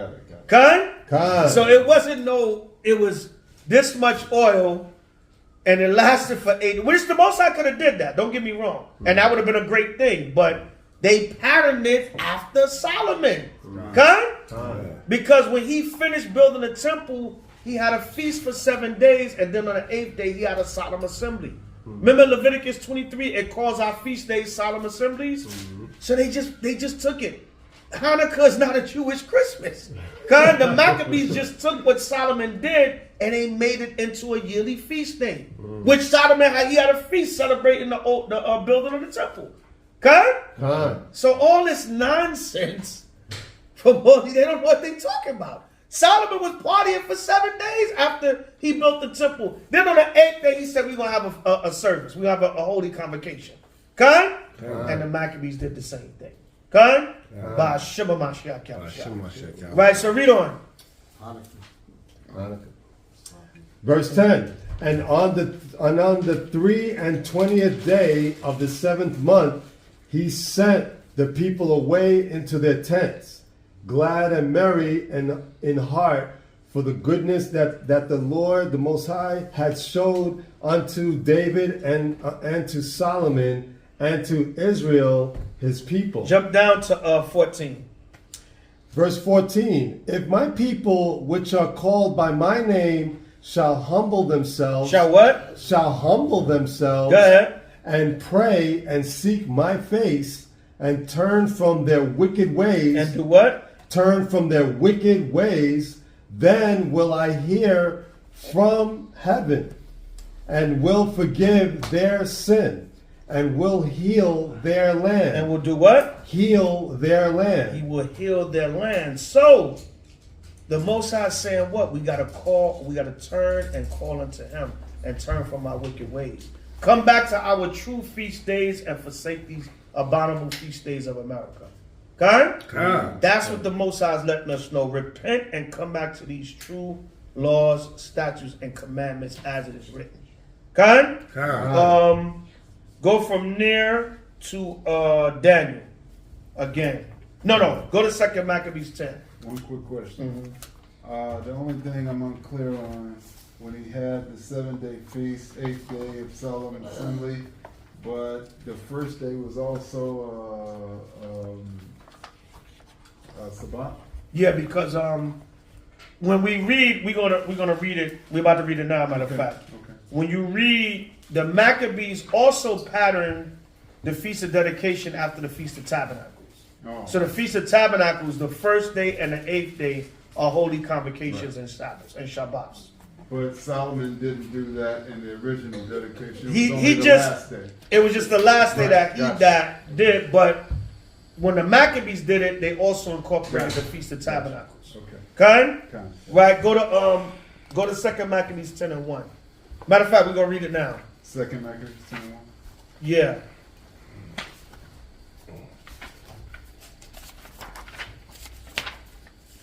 Oh, look up that. Get that word dedication. It's in the Hebrew, it's Hanukkah. Is what? Hanukkah. It's Hanukkah. See that? Right? How do you say dedication or Hanukkah in the ancient Paleo Hebrew? Hanukkah. Okay? So that was the original dedication right there. Okay? Right? Go to 2 Maccabees 10 and 1. 2 Maccabees chapter 10 verse 1. Now Maccabeus and his company, the Lord guiding them, recovered the temple and the city. But the altars which the heathen had built in the open street, and also the chapels, they pulled down. And having cleansed the temple, they made another altar. They did what? Made another altar. Go ahead. And striking stones, they took fire out of them and offered a sacrifice after 2 years, and set forth incense and lights and shewbread. Go ahead. When that was done, they fell flat down and besought the Lord that they might come no more into such troubles.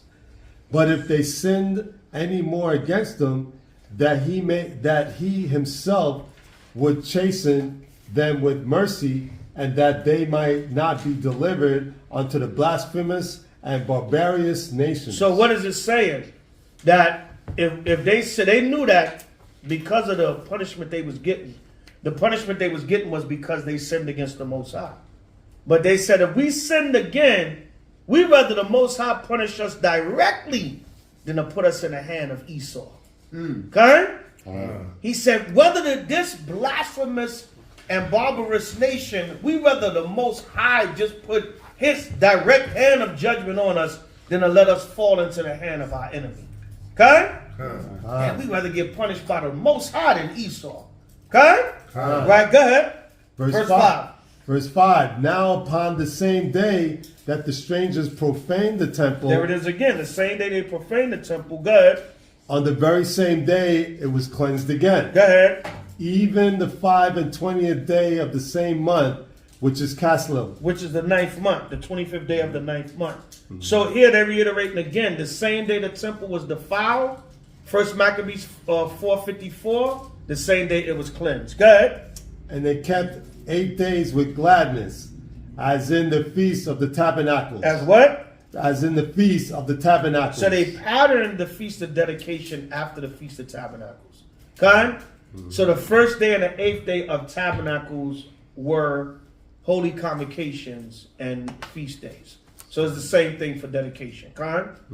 I know there was some confusion over the years whether Hanukkah is a Sabbath because it's not Leviticus 23.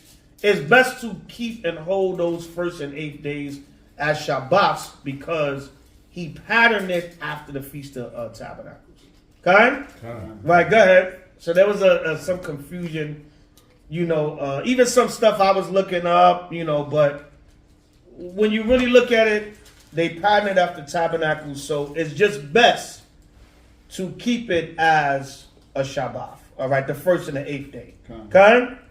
Right, go ahead, because you got some history from Josephus and other writings that said it was more of a festival as opposed to a Shabbat. But if it's patterned after tabernacles, then the first and 8th day of tabernacles are Shabbats. Okay? Right, so, you know, and remember the Maccabees was the sons of the priests. And the priests dealt with the temple. So if they had a feast day that was set up and ordained through them, which are the priests, you know, it would be safe to keep it as a Shabbat. Okay? Right, go ahead. And they kept 8 days with gladness as in the Feast of the Tabernacles. Good. Remembering that not long afore they had held the Feast of Tabernacles, when as they wandered in the mountains and dens like beasts. Good. Therefore they bear branches and fair boughs and palms also, and sang psalms unto him. Right, because remember on the tabernacles we got the branches and put them around, made booths out of them and put them around our booths. Right, go ahead. And sang psalms unto him that had given them good success in cleansing his place. Come on. They ordained also by a common statute and decree. See that they ordained by a common statute and decree. Go ahead. That every year those days should be kept, the whole nation of Jews. Right. That year, those days should be kept of the whole nation of the Jews. Okay. So the Maccabees, what are they doing now? They're making a feast day out of this time. Okay? They're making an official feast day. The dedication of the altar to the Most High is an actual feast day added to the Hebrew calendar. Okay? Right, go ahead. And this was the end of Antiochus called Epiphanes. Right, this was the end of him because, you know, he was put to death after that. You can read 1 Maccabees 6, 12, and 13. Tells you about the death of Antiochus Epiphanes. 1 Maccabees chapter 6, verse 12 and 13. Okay? 1 Maccabees chapter 6, verse 12 and 13. Read that on your own about the death of Antiochus Epiphanes the fourth. Okay? 1 Maccabees 6. 6, 12 and 13. 12 and 13. Yeah, y'all can read that on your own. Or read the whole 6th chapter. Go back to Daniel.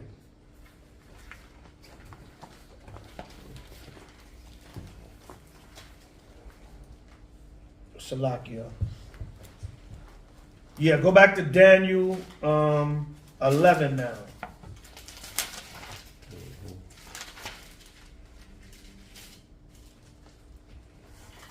All right, now, what we're going to do, we're going to read the commentary right along with it to show you verse by verse that is speaking about the prophecy of the Maccabees again. All right. All right, let's go to Daniel's 11 and 30. 30. Mm-hmm.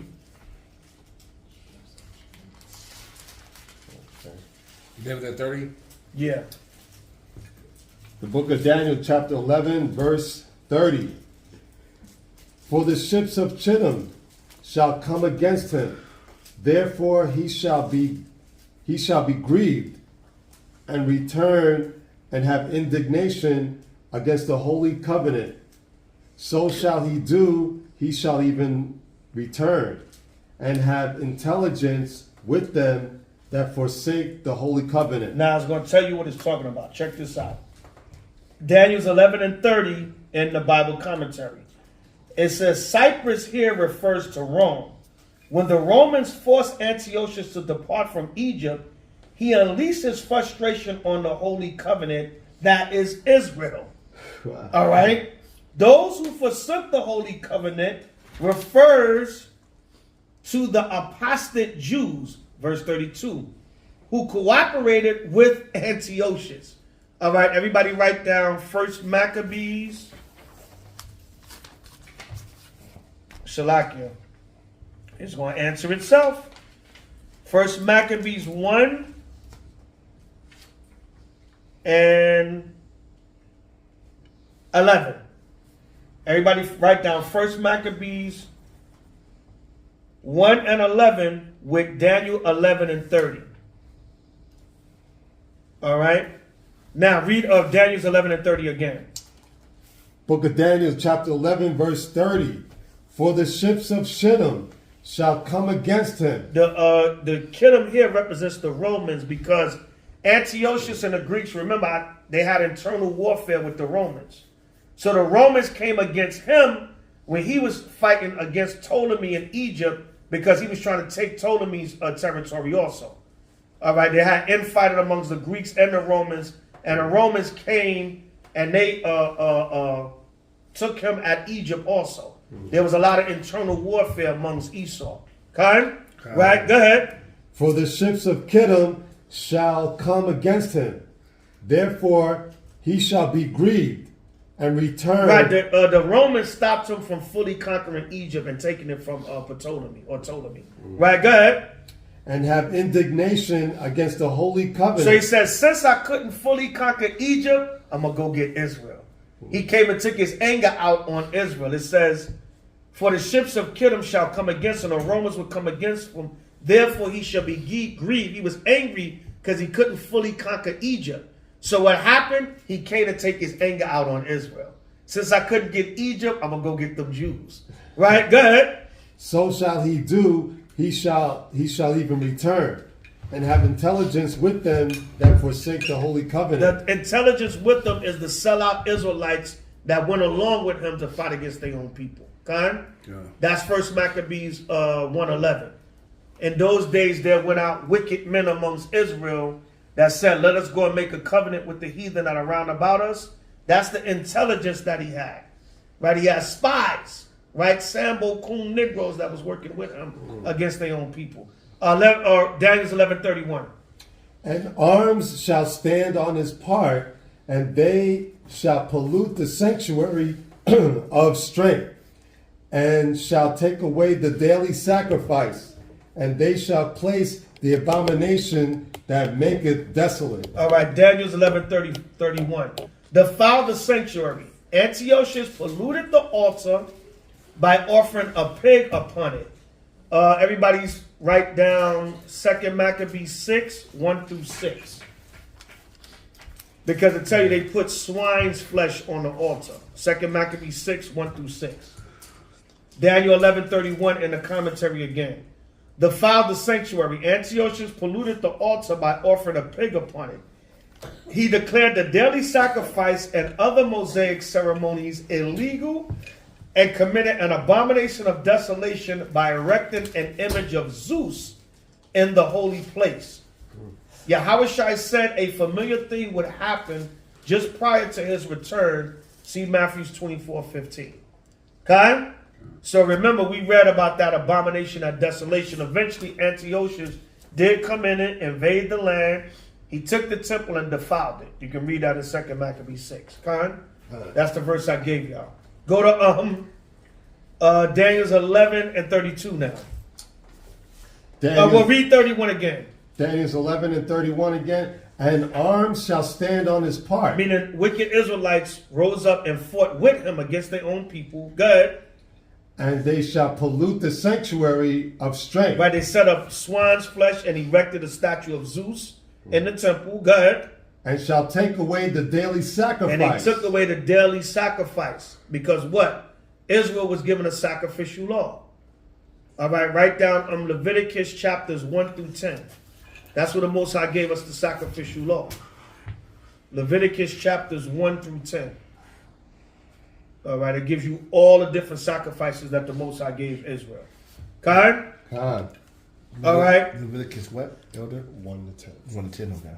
Chapters 1 through 10. Chapter for the lost. Not chapter 1, verse 10. Chapters 1 through 10. All 10 chapters. Oh, 1 through 10, okay. Yeah, chapters 1 through 10. That's where the Most High gave us the sacrificial laws. All those 10 chapters. Yeah. All right, read on. and shall take away the daily And sacrifice. they took away the daily sacrifice. Remember, from the time of Abraham, we had the morning and evening sacrifice. Well, we kept the daily sacrifice to the Most High to keep the Spirit with us. Right, go ahead. And they shall place... So like if I'm going a little fast, you know, y'all can always go back to the video and rewind. Right, go ahead. And they shall place the abomination that maketh desolate. Yeah, they erected a statue of Zeus, man. Right, they wicked Greek god up in the temple. Okay? Right, so go to, read on in 32. Daniel's 11:32. Daniel's chapter 11, verse 32. And such as do wickedly against the covenant shall he corrupt by flatteries. But the people that do know their God shall be strong and do exploits. All right, look up exploits. All right, Daniel's 11:32 in the commentary. The people who know their power shall be strong. Matthias, father of the 5 sons, refused to offer sacrifices in a profane manner and killed the king's agent. He and his sons then fled to the mountains and began the famous Maccabean revolt. So Daniel's 11 is prophesying about the Maccabean revolt. Go to 1 Maccabees 2:1. Stop playing, man.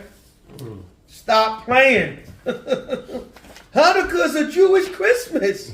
You do error not knowing the scriptures or the power of Yahweh. Stop it. And I'm going lightweight, not to boast or brag. I'm going lightweight with the history.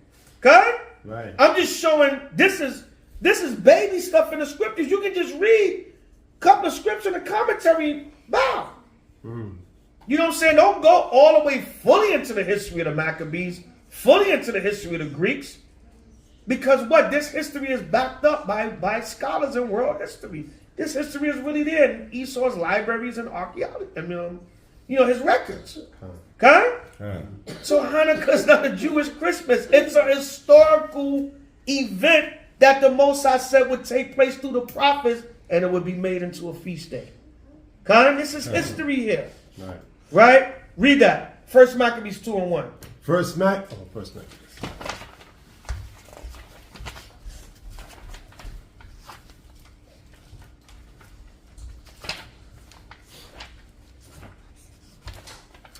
First Maccabees chapter 2 verse 1. And it reads, In those days arose Mattathias, the son of John, the son of Simeon, a priest of the sons of Joab, from Jerusalem, and dwelt in Modin. And he had 5 sons, Jonanan called Caddis, Simon called Thasai, Judas who was called Maccabeus. Verse 5, Eleazar called Abarin, and Jonathan whose surname was Apphus. All right, 1 Maccabees 2:1-5. I'm going to go back to Daniel's 11:32 in the biblical commentary. The people who know their God shall be strong. Mattathias, father of 5 sons, refuses to offer sacrifice in a profane manner and killed the king's agent.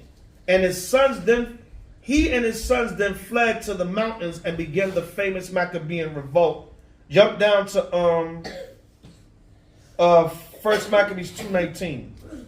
1 Maccabees chapter 2 verse 19. Then Mattathias answered and spake with a loud voice, Though all the nations that are under the king's dominion obey him and fall away, every one from the religion of their fathers had give consent to his commandments.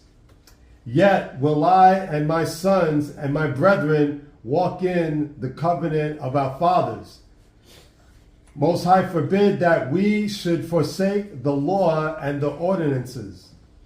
We will not hearken to the king's words to go from our religion either on the right hand or the left. Now, when he had left speaking these words, here came one of the Jews in the sight of all to sacrifice on the altar, which was at Modin, according to the king's commandment. which thing that when Mattathias saw, he was inflamed with zeal, and his reins trembled. Neither could he forbear to show his anger according to judgment, wherefore he ran and slew him upon the altar. Right, so I'm going to read it again. The people who know their God shall be strong. Mattathias, father of 5 sons, refused to offer sacrifices in a profane manner and killed the king's agent. That's what we're reading right here in 1 Maccabees 2:24. Okay? It says, which thing when Mattathias saw, he was inflamed with zeal, and his reins trembled. Neither could he forbear to show his anger according to judgment, wherefore he ran and slew him upon the altar. Right? No, and the next verse, read 25. Verse 25. Also the king's commissioner. That's the king's agent. Come on. Who compelled. He killed that sellout Negro Jew first. Then he killed the king's agent. Go ahead. Also the king's commissioner, who compelled men to sacrifice. He killed at that time, and the altar he pulled down. Go ahead. Thus dealt he zealously for the law of God, like as Phanes did unto Zambri, the son of Salem. And Mattathias cried throughout the city with a loud voice, saying, whosoever is zealous of the law and maintaineth the covenant, let him follow me. Go ahead. So he and his sons fled into the mountains and left all that ever they had in the city. Then many that sought after justice and judgment went down into the wilderness to dwell there. So I'm going to read it one more time. Matthias, father of the 5 sons, refused to offer sacrifices in a profane manner and killed the king's agent Salakia. He and his sons then fled to the mountains and began the famous Maccabean revolt. That's what we just read in 1 Maccabees chapter 2, verses 19 through 30, through 29, Salakia. Okay? It said and here it says wilderness, but it says they fled into the mountains to start the Maccabean revolt. Okay? Can't get around that, right? Daniel's 11:33 now. Book of Daniel's 11, chapter 11, verse 33. And they that understand among the people shall instruct many. Yet they shall fall by the sword and by flame, by captivity, by spoil, many days. Right, I'm going to read the commentary, Daniel's 11:33 in the biblical commentary. Many devoted Jews were killed in the Maccabean revolt. All right, see Hebrews 11:37 and 38. All right, we don't have to get it, but Hebrews 11:37 and 38, because Hebrews 11:30, Hebrews the 11th chapter, it talks about different acts of faith of Israel throughout history. And it also goes into the Maccabees. So even in the New Testament, the Maccabees is written about. So much for your Jewish Christmas. Get out of here.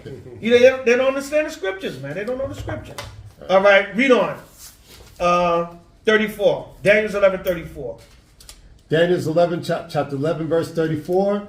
Now, when they shall fall, they shall be holpen with a little help, but many shall cleave to them with flatteries. First, Daniel 11:34 in the commentary. As some Jews were killed in the Maccabean revolt, others provided a little help. Many joined by intrigue, that is insincerely. Everybody jumps on for the hype. Like Kyrie and Kanye. Right. All of a sudden, people came out of the woodwork and wanted to be affiliated with Israel now. Same thing. They're not sincere. Right? They just running with the hype. Right, Khan? Same thing. 11:35.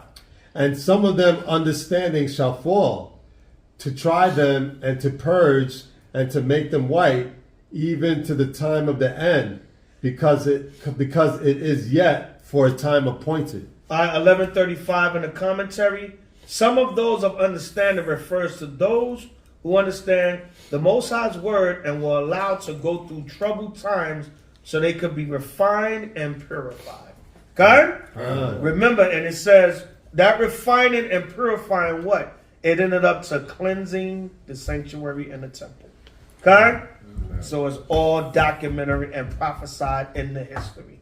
You can't get around it, okay? So for you to say, oh, you just making up, no. All right, the Feast of Dedication, you got to go in these scriptures, man, and find out and pull it up out of there. But it's there. Okay?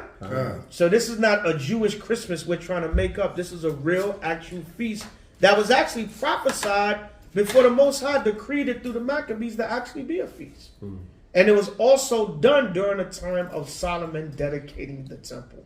Okay? So you can't get around it. So if you can't see that, then I guess you're not going to see it. Okay? Now, cap it off. St. John 10:22. Right. H.O.I kept the Feast of Dedication.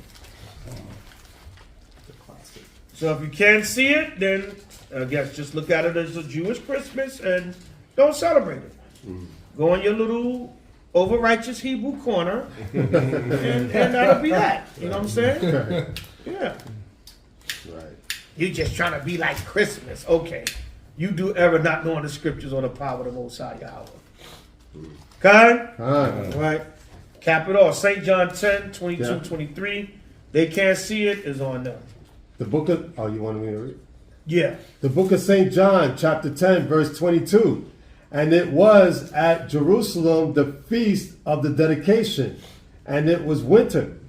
And Yahushua walked in the temple in Solomon's porch. Then came the Jews round about him and said unto him, how long dost thou make us to doubt? So like it started 22 again. Verse 22, and it was at Jerusalem, the feast of dedication, and it was winter. And it was what? And it was winter. What is the feast of dedication? HANUKKAH. When you go into Greek, and because the New Testament, they're going to have the Greek and the blue letter. It's the same thing, HANUKKAH. All right, go ahead. And Yahushua walked into the temple in Solomon's porch. Right there's Solomon's porch again. He walked in the temple. Go ahead. And then came the Jews round about him. And of course, they start asking him questions, and he start teaching them, cutting some of them, teaching them, and bringing out the word at the Feast of Dedication at the HANUKKAH. Okay? By Shema Mashiach Yahushua. Can't get around it. Kwam Yashala. Just one quick point of clarification. When they defiled the temple and then it was dedicated once again on the same day, was that 2 or 3 years? I mean, some of the scholars say 2. They say circa 2 or 3 years. Okay, so it's either or. It's like, yeah, it's either or. You know what I'm saying? But in 2nd Maccabees, it said 2 years. But then in 1st Maccabees, when it speaks about it, it gives the 145th year. But then it gives the 148th year. So that's 3 years. Right. But then in 2nd Maccabees 10, it says 2 years. So either or, you know what I'm saying? Circa 2 or 3 years. Okay? That's how I usually just bring it out, you know? Okay. Circa 2 or 3 years. All right? But it was still the same day. Right. Okay? Gotcha. But that's what I noticed. I've tried to look deeper into it, but nothing else comes up. Right. Okay? Right? So, but it does tell you it's the same day, the 5 and 20th day. Right. You know how Jake be like, it was 87 or 88. It was one of them. But it was the same time of year. Right. Good? Right? So that's all. It's like probably a clerical error. All right, so that's it. Any more questions or comments? All right. Anybody will bring out anything? No? Just to reiterate what you just said so I can write it down. You said in 2nd Maccabees it was 2 years? Let me see. No, they both in 1st. Oh, okay, in 1st Maccabees. Yeah, 1st Maccabees. 1st Maccabees 1. 54. 154 is 2 years? The 15th day of the 2nd month cast through in the 145th year. Okay. Now when you go to 1st Maccabees, let me see.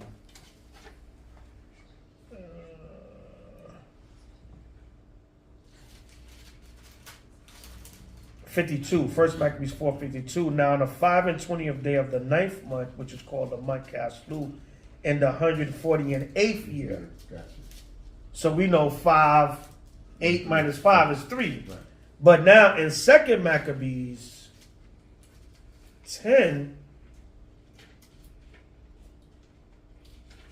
all right, and let me see. Now upon the same day that the strangers profaned the temple, on the very same day it was cleansed again, even a 25th day of the same month, which is Caslu. Verse 3, and having cleansed the temple, they made another altar, and striking stones, they took fire out of them and offered a sacrifice after 2 years. Gotcha. You see that? That's 2 Maccabees 10 and 3. Gotcha. Okay, I got it. All right? So you got it? So, yeah, I got that. Con. Okay. Right. So, you know, it could be many reasons for that. Like I said, I've tried to like look deeper into it, but nothing really comes up.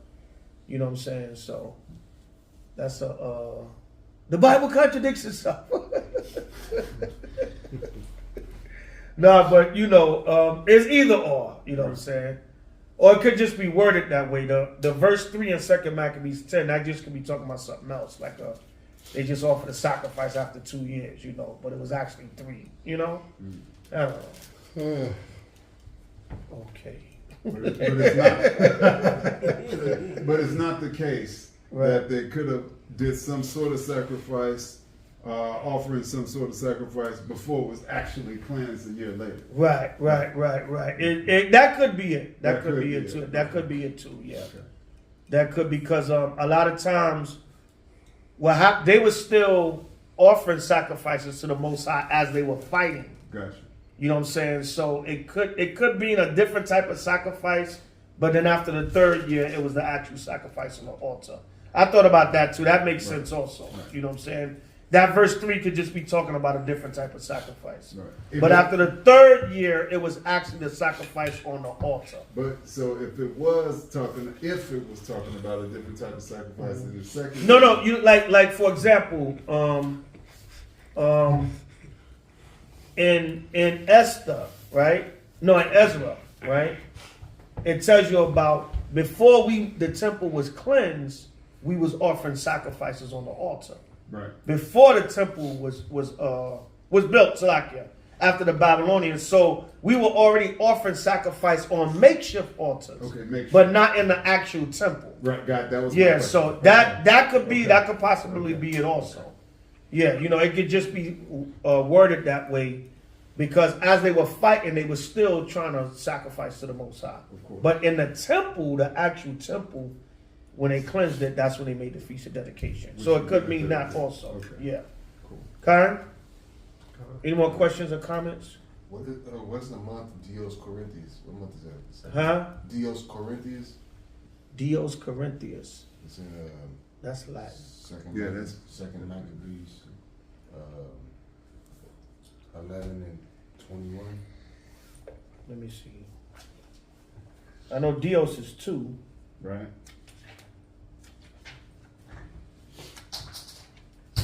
$11 and 21? Yeah.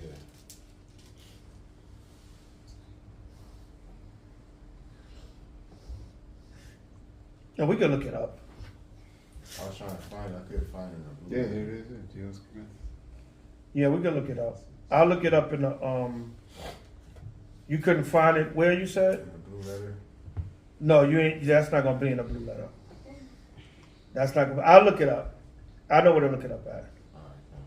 All right, but yeah, I'll look it up, because I don't want to just say what I think it is. You know what I'm saying? Yeah. Right? I know about a little bit of Spanish, Latin, whatever. Right? Anything else, Hakim? Any other questions or comments? That's it. All right, so CHAANAKAH 2022.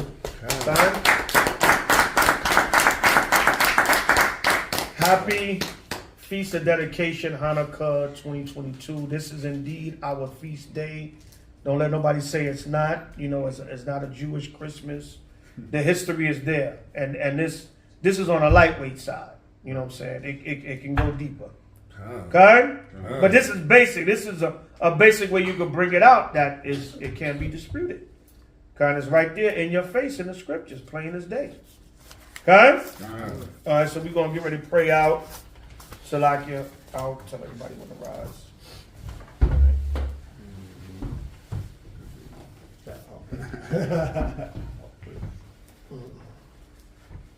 Matter of fact, Salakia, let me do something real quick. We'll be back, Yashara. Salakia, let me put the stuff on. You got no women here tonight. Oh. I got it though. Y'all can chat amongst each other for a minute. That's good. Oh, let me put that.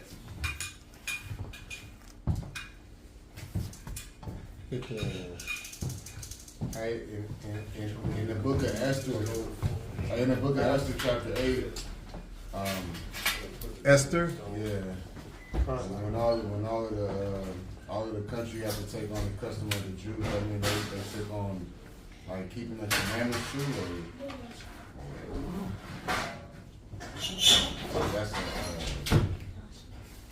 That's something that the Christian scoffers be trying to come at. That everybody in the country had to take on the characteristics of the Jews? Yeah, I'm not sure. I'd have to look at that. It's a lot of that. What is that, Esther 8 and what? 17. 17? All right, I'll look at that.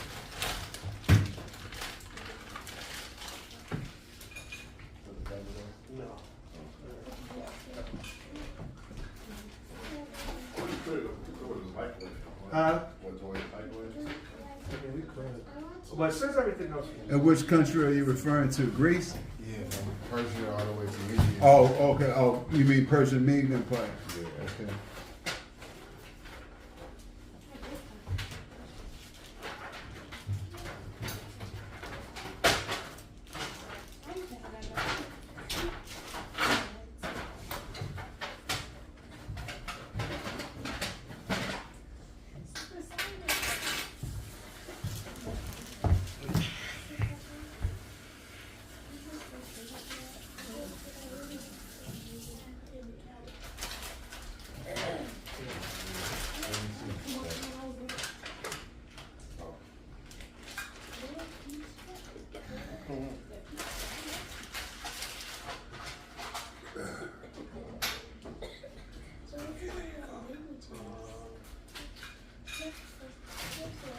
Oh, so it says they became Jews.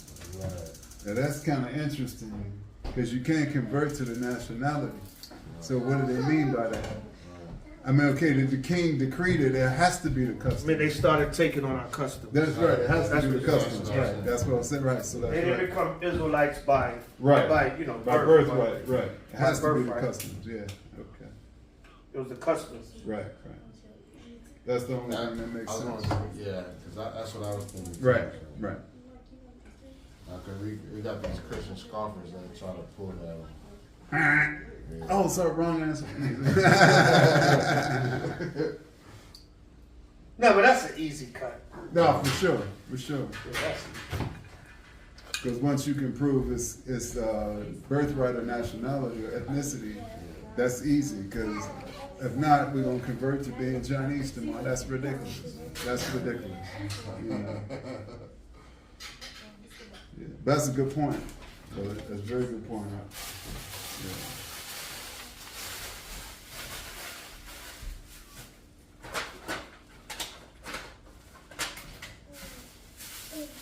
And some folks call themselves Hebrew. Hebrew is a language. Right. I'm a Hebrew. I'm an Israelite. Israelite is a nationality. I'm a Hebrew. They call themselves Hebrew. It's like saying I'm a Swahili. It's in You the know, like, because several countries speak Swahili. That's there's several nations that can speak Hebrew, but that don't make it Israel. Cause they were like, oh boy, like I'm a Hebrew. That's my nationality, huh? Well, I said Hebrew is a language. He needs to read more and understand better. Right. You're 100% correct. Right. We say Hebrew Israelite, but we know Hebrew is the language. Language and Israelite is nationality. Right.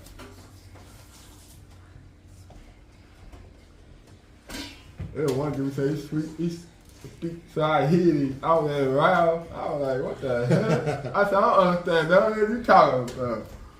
I know Paleo Hebrew. I don't know that Swahili, man, because we speak Swahili. No, the hell we don't. And see, now the thing about Swahili is the language made up of several different countries so they can communicate with one another. But one of those languages that comprises Swahili is Arabic. It's not even African. So, you know, that kind of thing. Because he says, I said, I don't understand none of you say. Because you're speaking in Swahili, I said, I don't understand none of you say. Jumbo. Hello. Yeah. Jumbo. Okay. Because that's our language. I said, no, it ain't our language. And see, now that's not even the language of all of Africa, although the AU, the African Union, just made a decree that they're going to make it the universal language of the continent, right? Even though if I'm in West Africa, Central Africa, Southern Africa, that's only an East African dialect or language made up of several different East African languages, but also Arabic, which is not even African. So it's a little shaky there, you know, that kind of thing. Right. But that's all. He heard that, and you know, so he ran with it. That's all that is. Oh, he speaks Swahili. Huh? But you tell him Paleo Hebrew because he don't even know who he is or what his language was before his people were forced. I was going to ask him what it was. He was like, I speak Swahili. Well, then ask him, did they speak Swahili in West Africa 500 years ago when they took your people out of West like Africa? A security guard. That's ridiculous. That's ridiculous. No one was speaking Swahili in West Africa at that time. That's ridiculous. Unless you came up out of there and went into the Arab slave trade, into those lands, you might have been exposed to it as a slave. But then those people didn't survive because they castrated every single male and they killed off most of their slaves. So I said, I don't understand no Swahili. I understand Hebrew, Hebrew. Right. None of that Swahili, man. Right. I said Paleo Hebrew is all language. I don't know about no Swahili. He don't either. He just saying, he know. Right, he don't either. You ask him about the history of Swahili, he won't even know about it. Or when his people came into contact with it, because that was last week when he. Man, what you talking about, Willis? Right. Unbelievable. Then I had to check the Edomite. I went around. It was like a while back. I was coming, I said, yeah, the so-called Negro, Hispanic, and Native American, we Israelites. It was the Ku Klux Klan standing up in there, and he come in the hour, it come out. White power. I said, nobody don't give a crap about that white power. That's white power. He come out, black power, brown power. I said, man, you better go on with this. I don't know what the hell he talking about. Well, he want to fight. He like Dave Chappelle. White power. He want to fight. That's what he wanted to do. He want to fight? He had a fight already up in around. He already had a fight in her. I said, well, he's not mad. He better get away from me. Yeah, he's just trying to provoke a response. Yeah, that's all that is. And a lot of times they don't want to fight; they just want to provoke you. Right. You know, Esau would take a behind whooping just to get you off your square. Or it could be an agent to take a behind whipping to besmirch the far edge. Like, yo, he punched me. Yeah, right. Like, yo, but you started it. I ain't do none of that. I ain't like. Nobody don't come out no white power. Okay, we don't come out no white power. We come out forget black power and brown power. I said, I ain't now one of them Israelites, so you can say whatever you want to say. Then the security came and go, man, don't fight up there. You already had one with him. I was like, he came to me. I ain't finna let go up there, bow. The best thing in this time is to only fight defensively. You know, unless somebody. He ain't put a hand on me, so I'm not worried about. But you don't want to attack them. Yeah, you want to defend yourself. He ain't put a hand on me, so I was like, I ain't worried about what you say. That's stupid. That's don't come in my face and put my hand on. What's the scripture? Treat everybody peacefully, or relate with them peacefully. Be at peace with all men. Right. What is that? There's a few of them, but they're worded differently. Right. Yeah. You ready, Ot? Oh yeah. Yeah. We trying to pray out so we can. Is this your Bible? Yeah. So what you use the telescope to look? I mean, microscope. You use the microscope to look at these words. Oh wait a minute. Is that little? Yes, it's small. All right. Imagine Wapanya Yerushalayim. Stand and face Jerusalem for closing prayer. Hallelujah. Yeah. Right.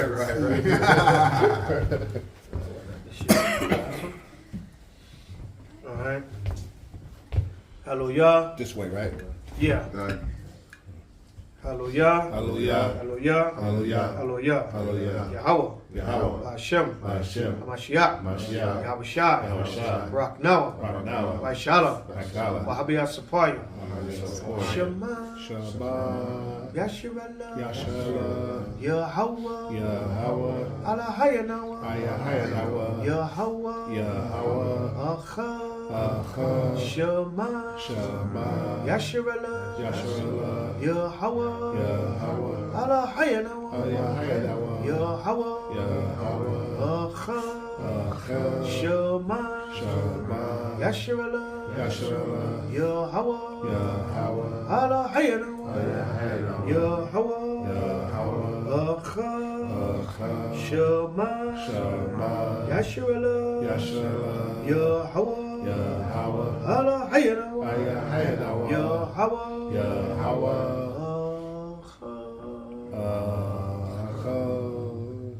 Hear, O Israel, Yahweh, our power, Yahweh is one. Deuteronomy 6:4. Credo of Israel. Hallelujah. Hallelujah. Hallelujah. Hallelujah. Hallelujah. Hallelujah. Come here, Shalom. Come here, Shalom. All right. Girls, come up. Better just take a step back so I can anoint them.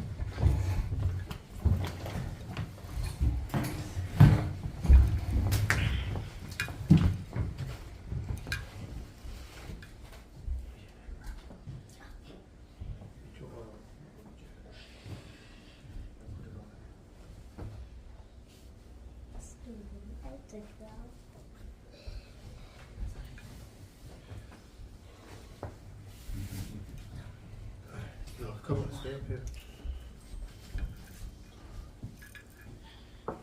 Come back up. I gotta get anointed. Oh. I did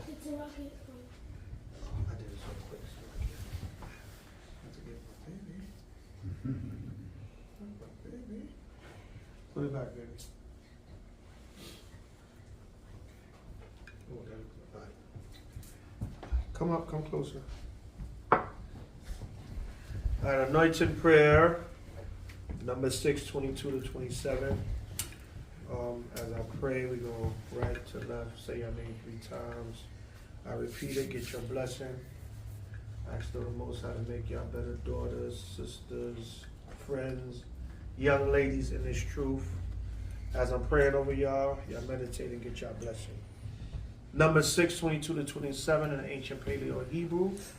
I pray, y'all meditate as I pray, and we repeat the names. Yabaraki Yahweh, Waishamarka, Ya'al Yahweh, Pun Yahweh, Al Yakah, Wayakanka, Yasha'al Yahweh, Pun Yahweh, Al Yakah, Wayashamnaka, Shalom, Yahweh, Ba'ashem, Hamashiach, Yahushai, Babakusha, Shemai, Nawa, Aita, Shalak, Ma'ikala, Walahayim, La, Shema Ayo, Barak, Rapah, Aizah, Magun, Kazak, Hatzazayaw, Kwawa, Zamora,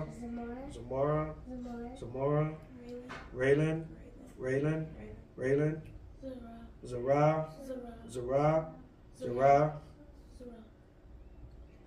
Zanai, Zanai, Zanai, Zakara, Zakara, Zakara, Kol Akyum, Kol Akwafyum, Kol Bunyam, Yasha'ala, Bahashim, Hamashiach, Yahawashai, the water, the Yad, Avalam,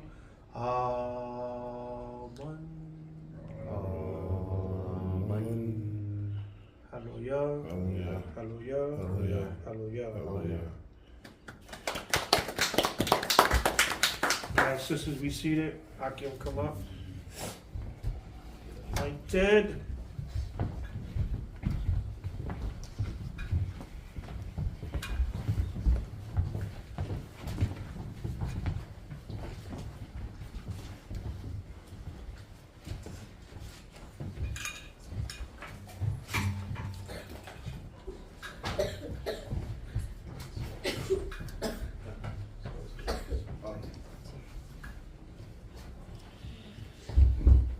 Trying to say I'm short, brother? Lean up some. No, lean up. So I don't smell you. There you go.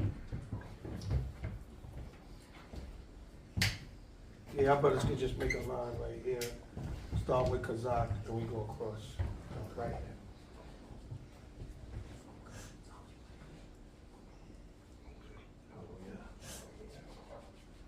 All right. Saying, y'all know the routine, Akim.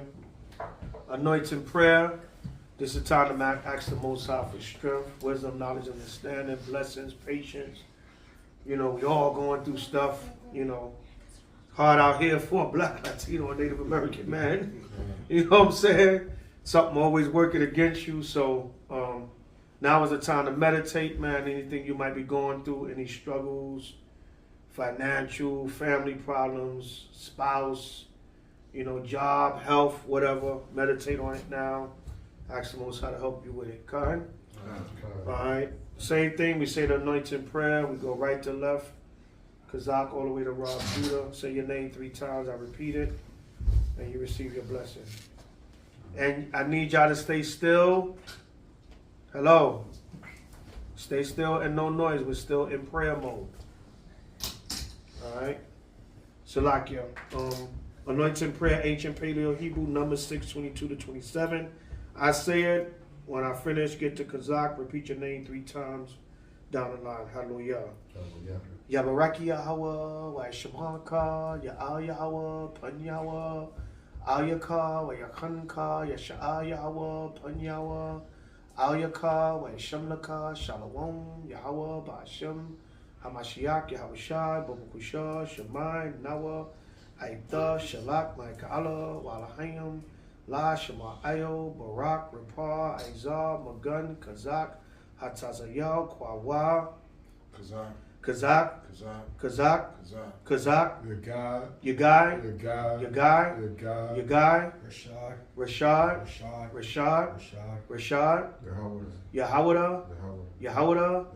Yahawada, Tariq, Rob Judah, Zabak, Kol, Akim, Kol, Akbafim, Kol, Bunyam, Yasha'ala, Babukusha, Bahashim, Hamashiach, Yahawashah, the water, the Yad, I will long.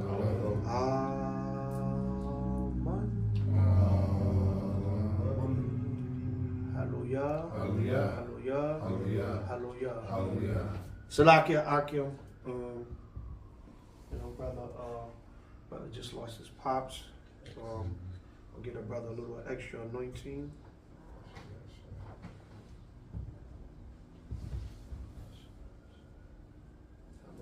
Salakia Akim. All the brothers repeat after me.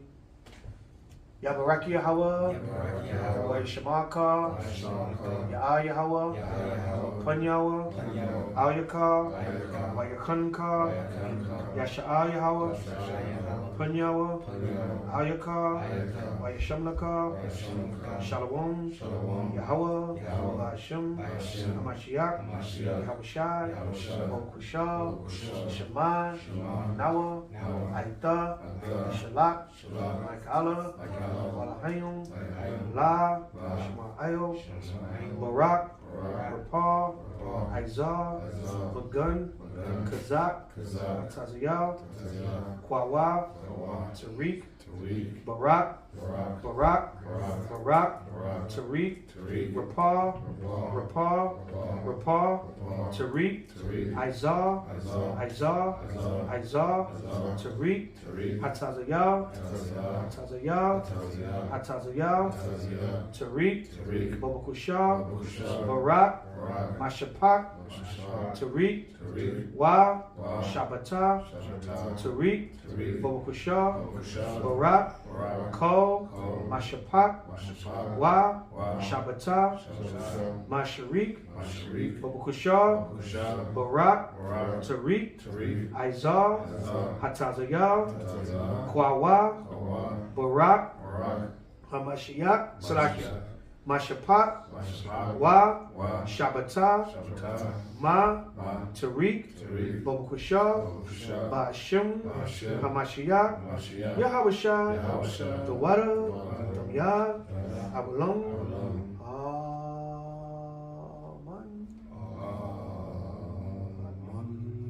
Hallelujah, Hallelujah, Hallelujah, Hallelujah.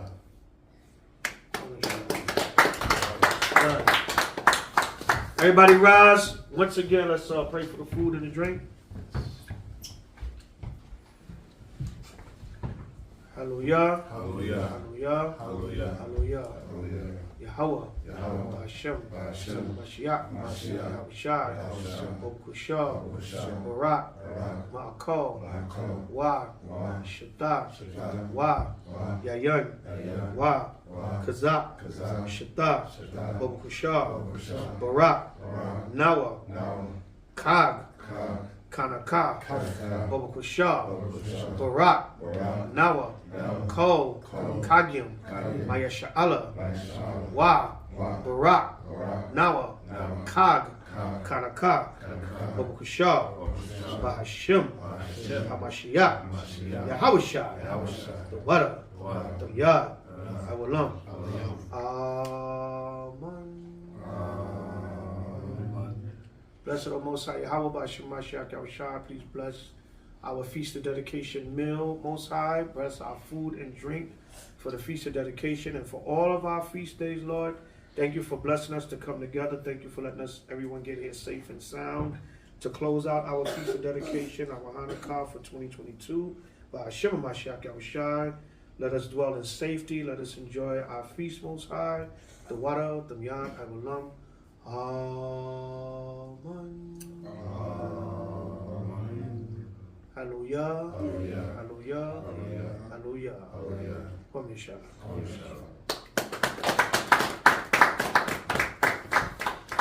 ASHAR, CHAANAKAH. Happy Feast of Dedication closing. Eat, drink, and be merry.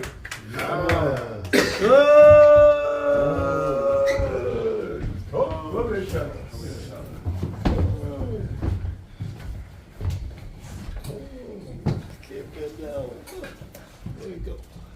Inside.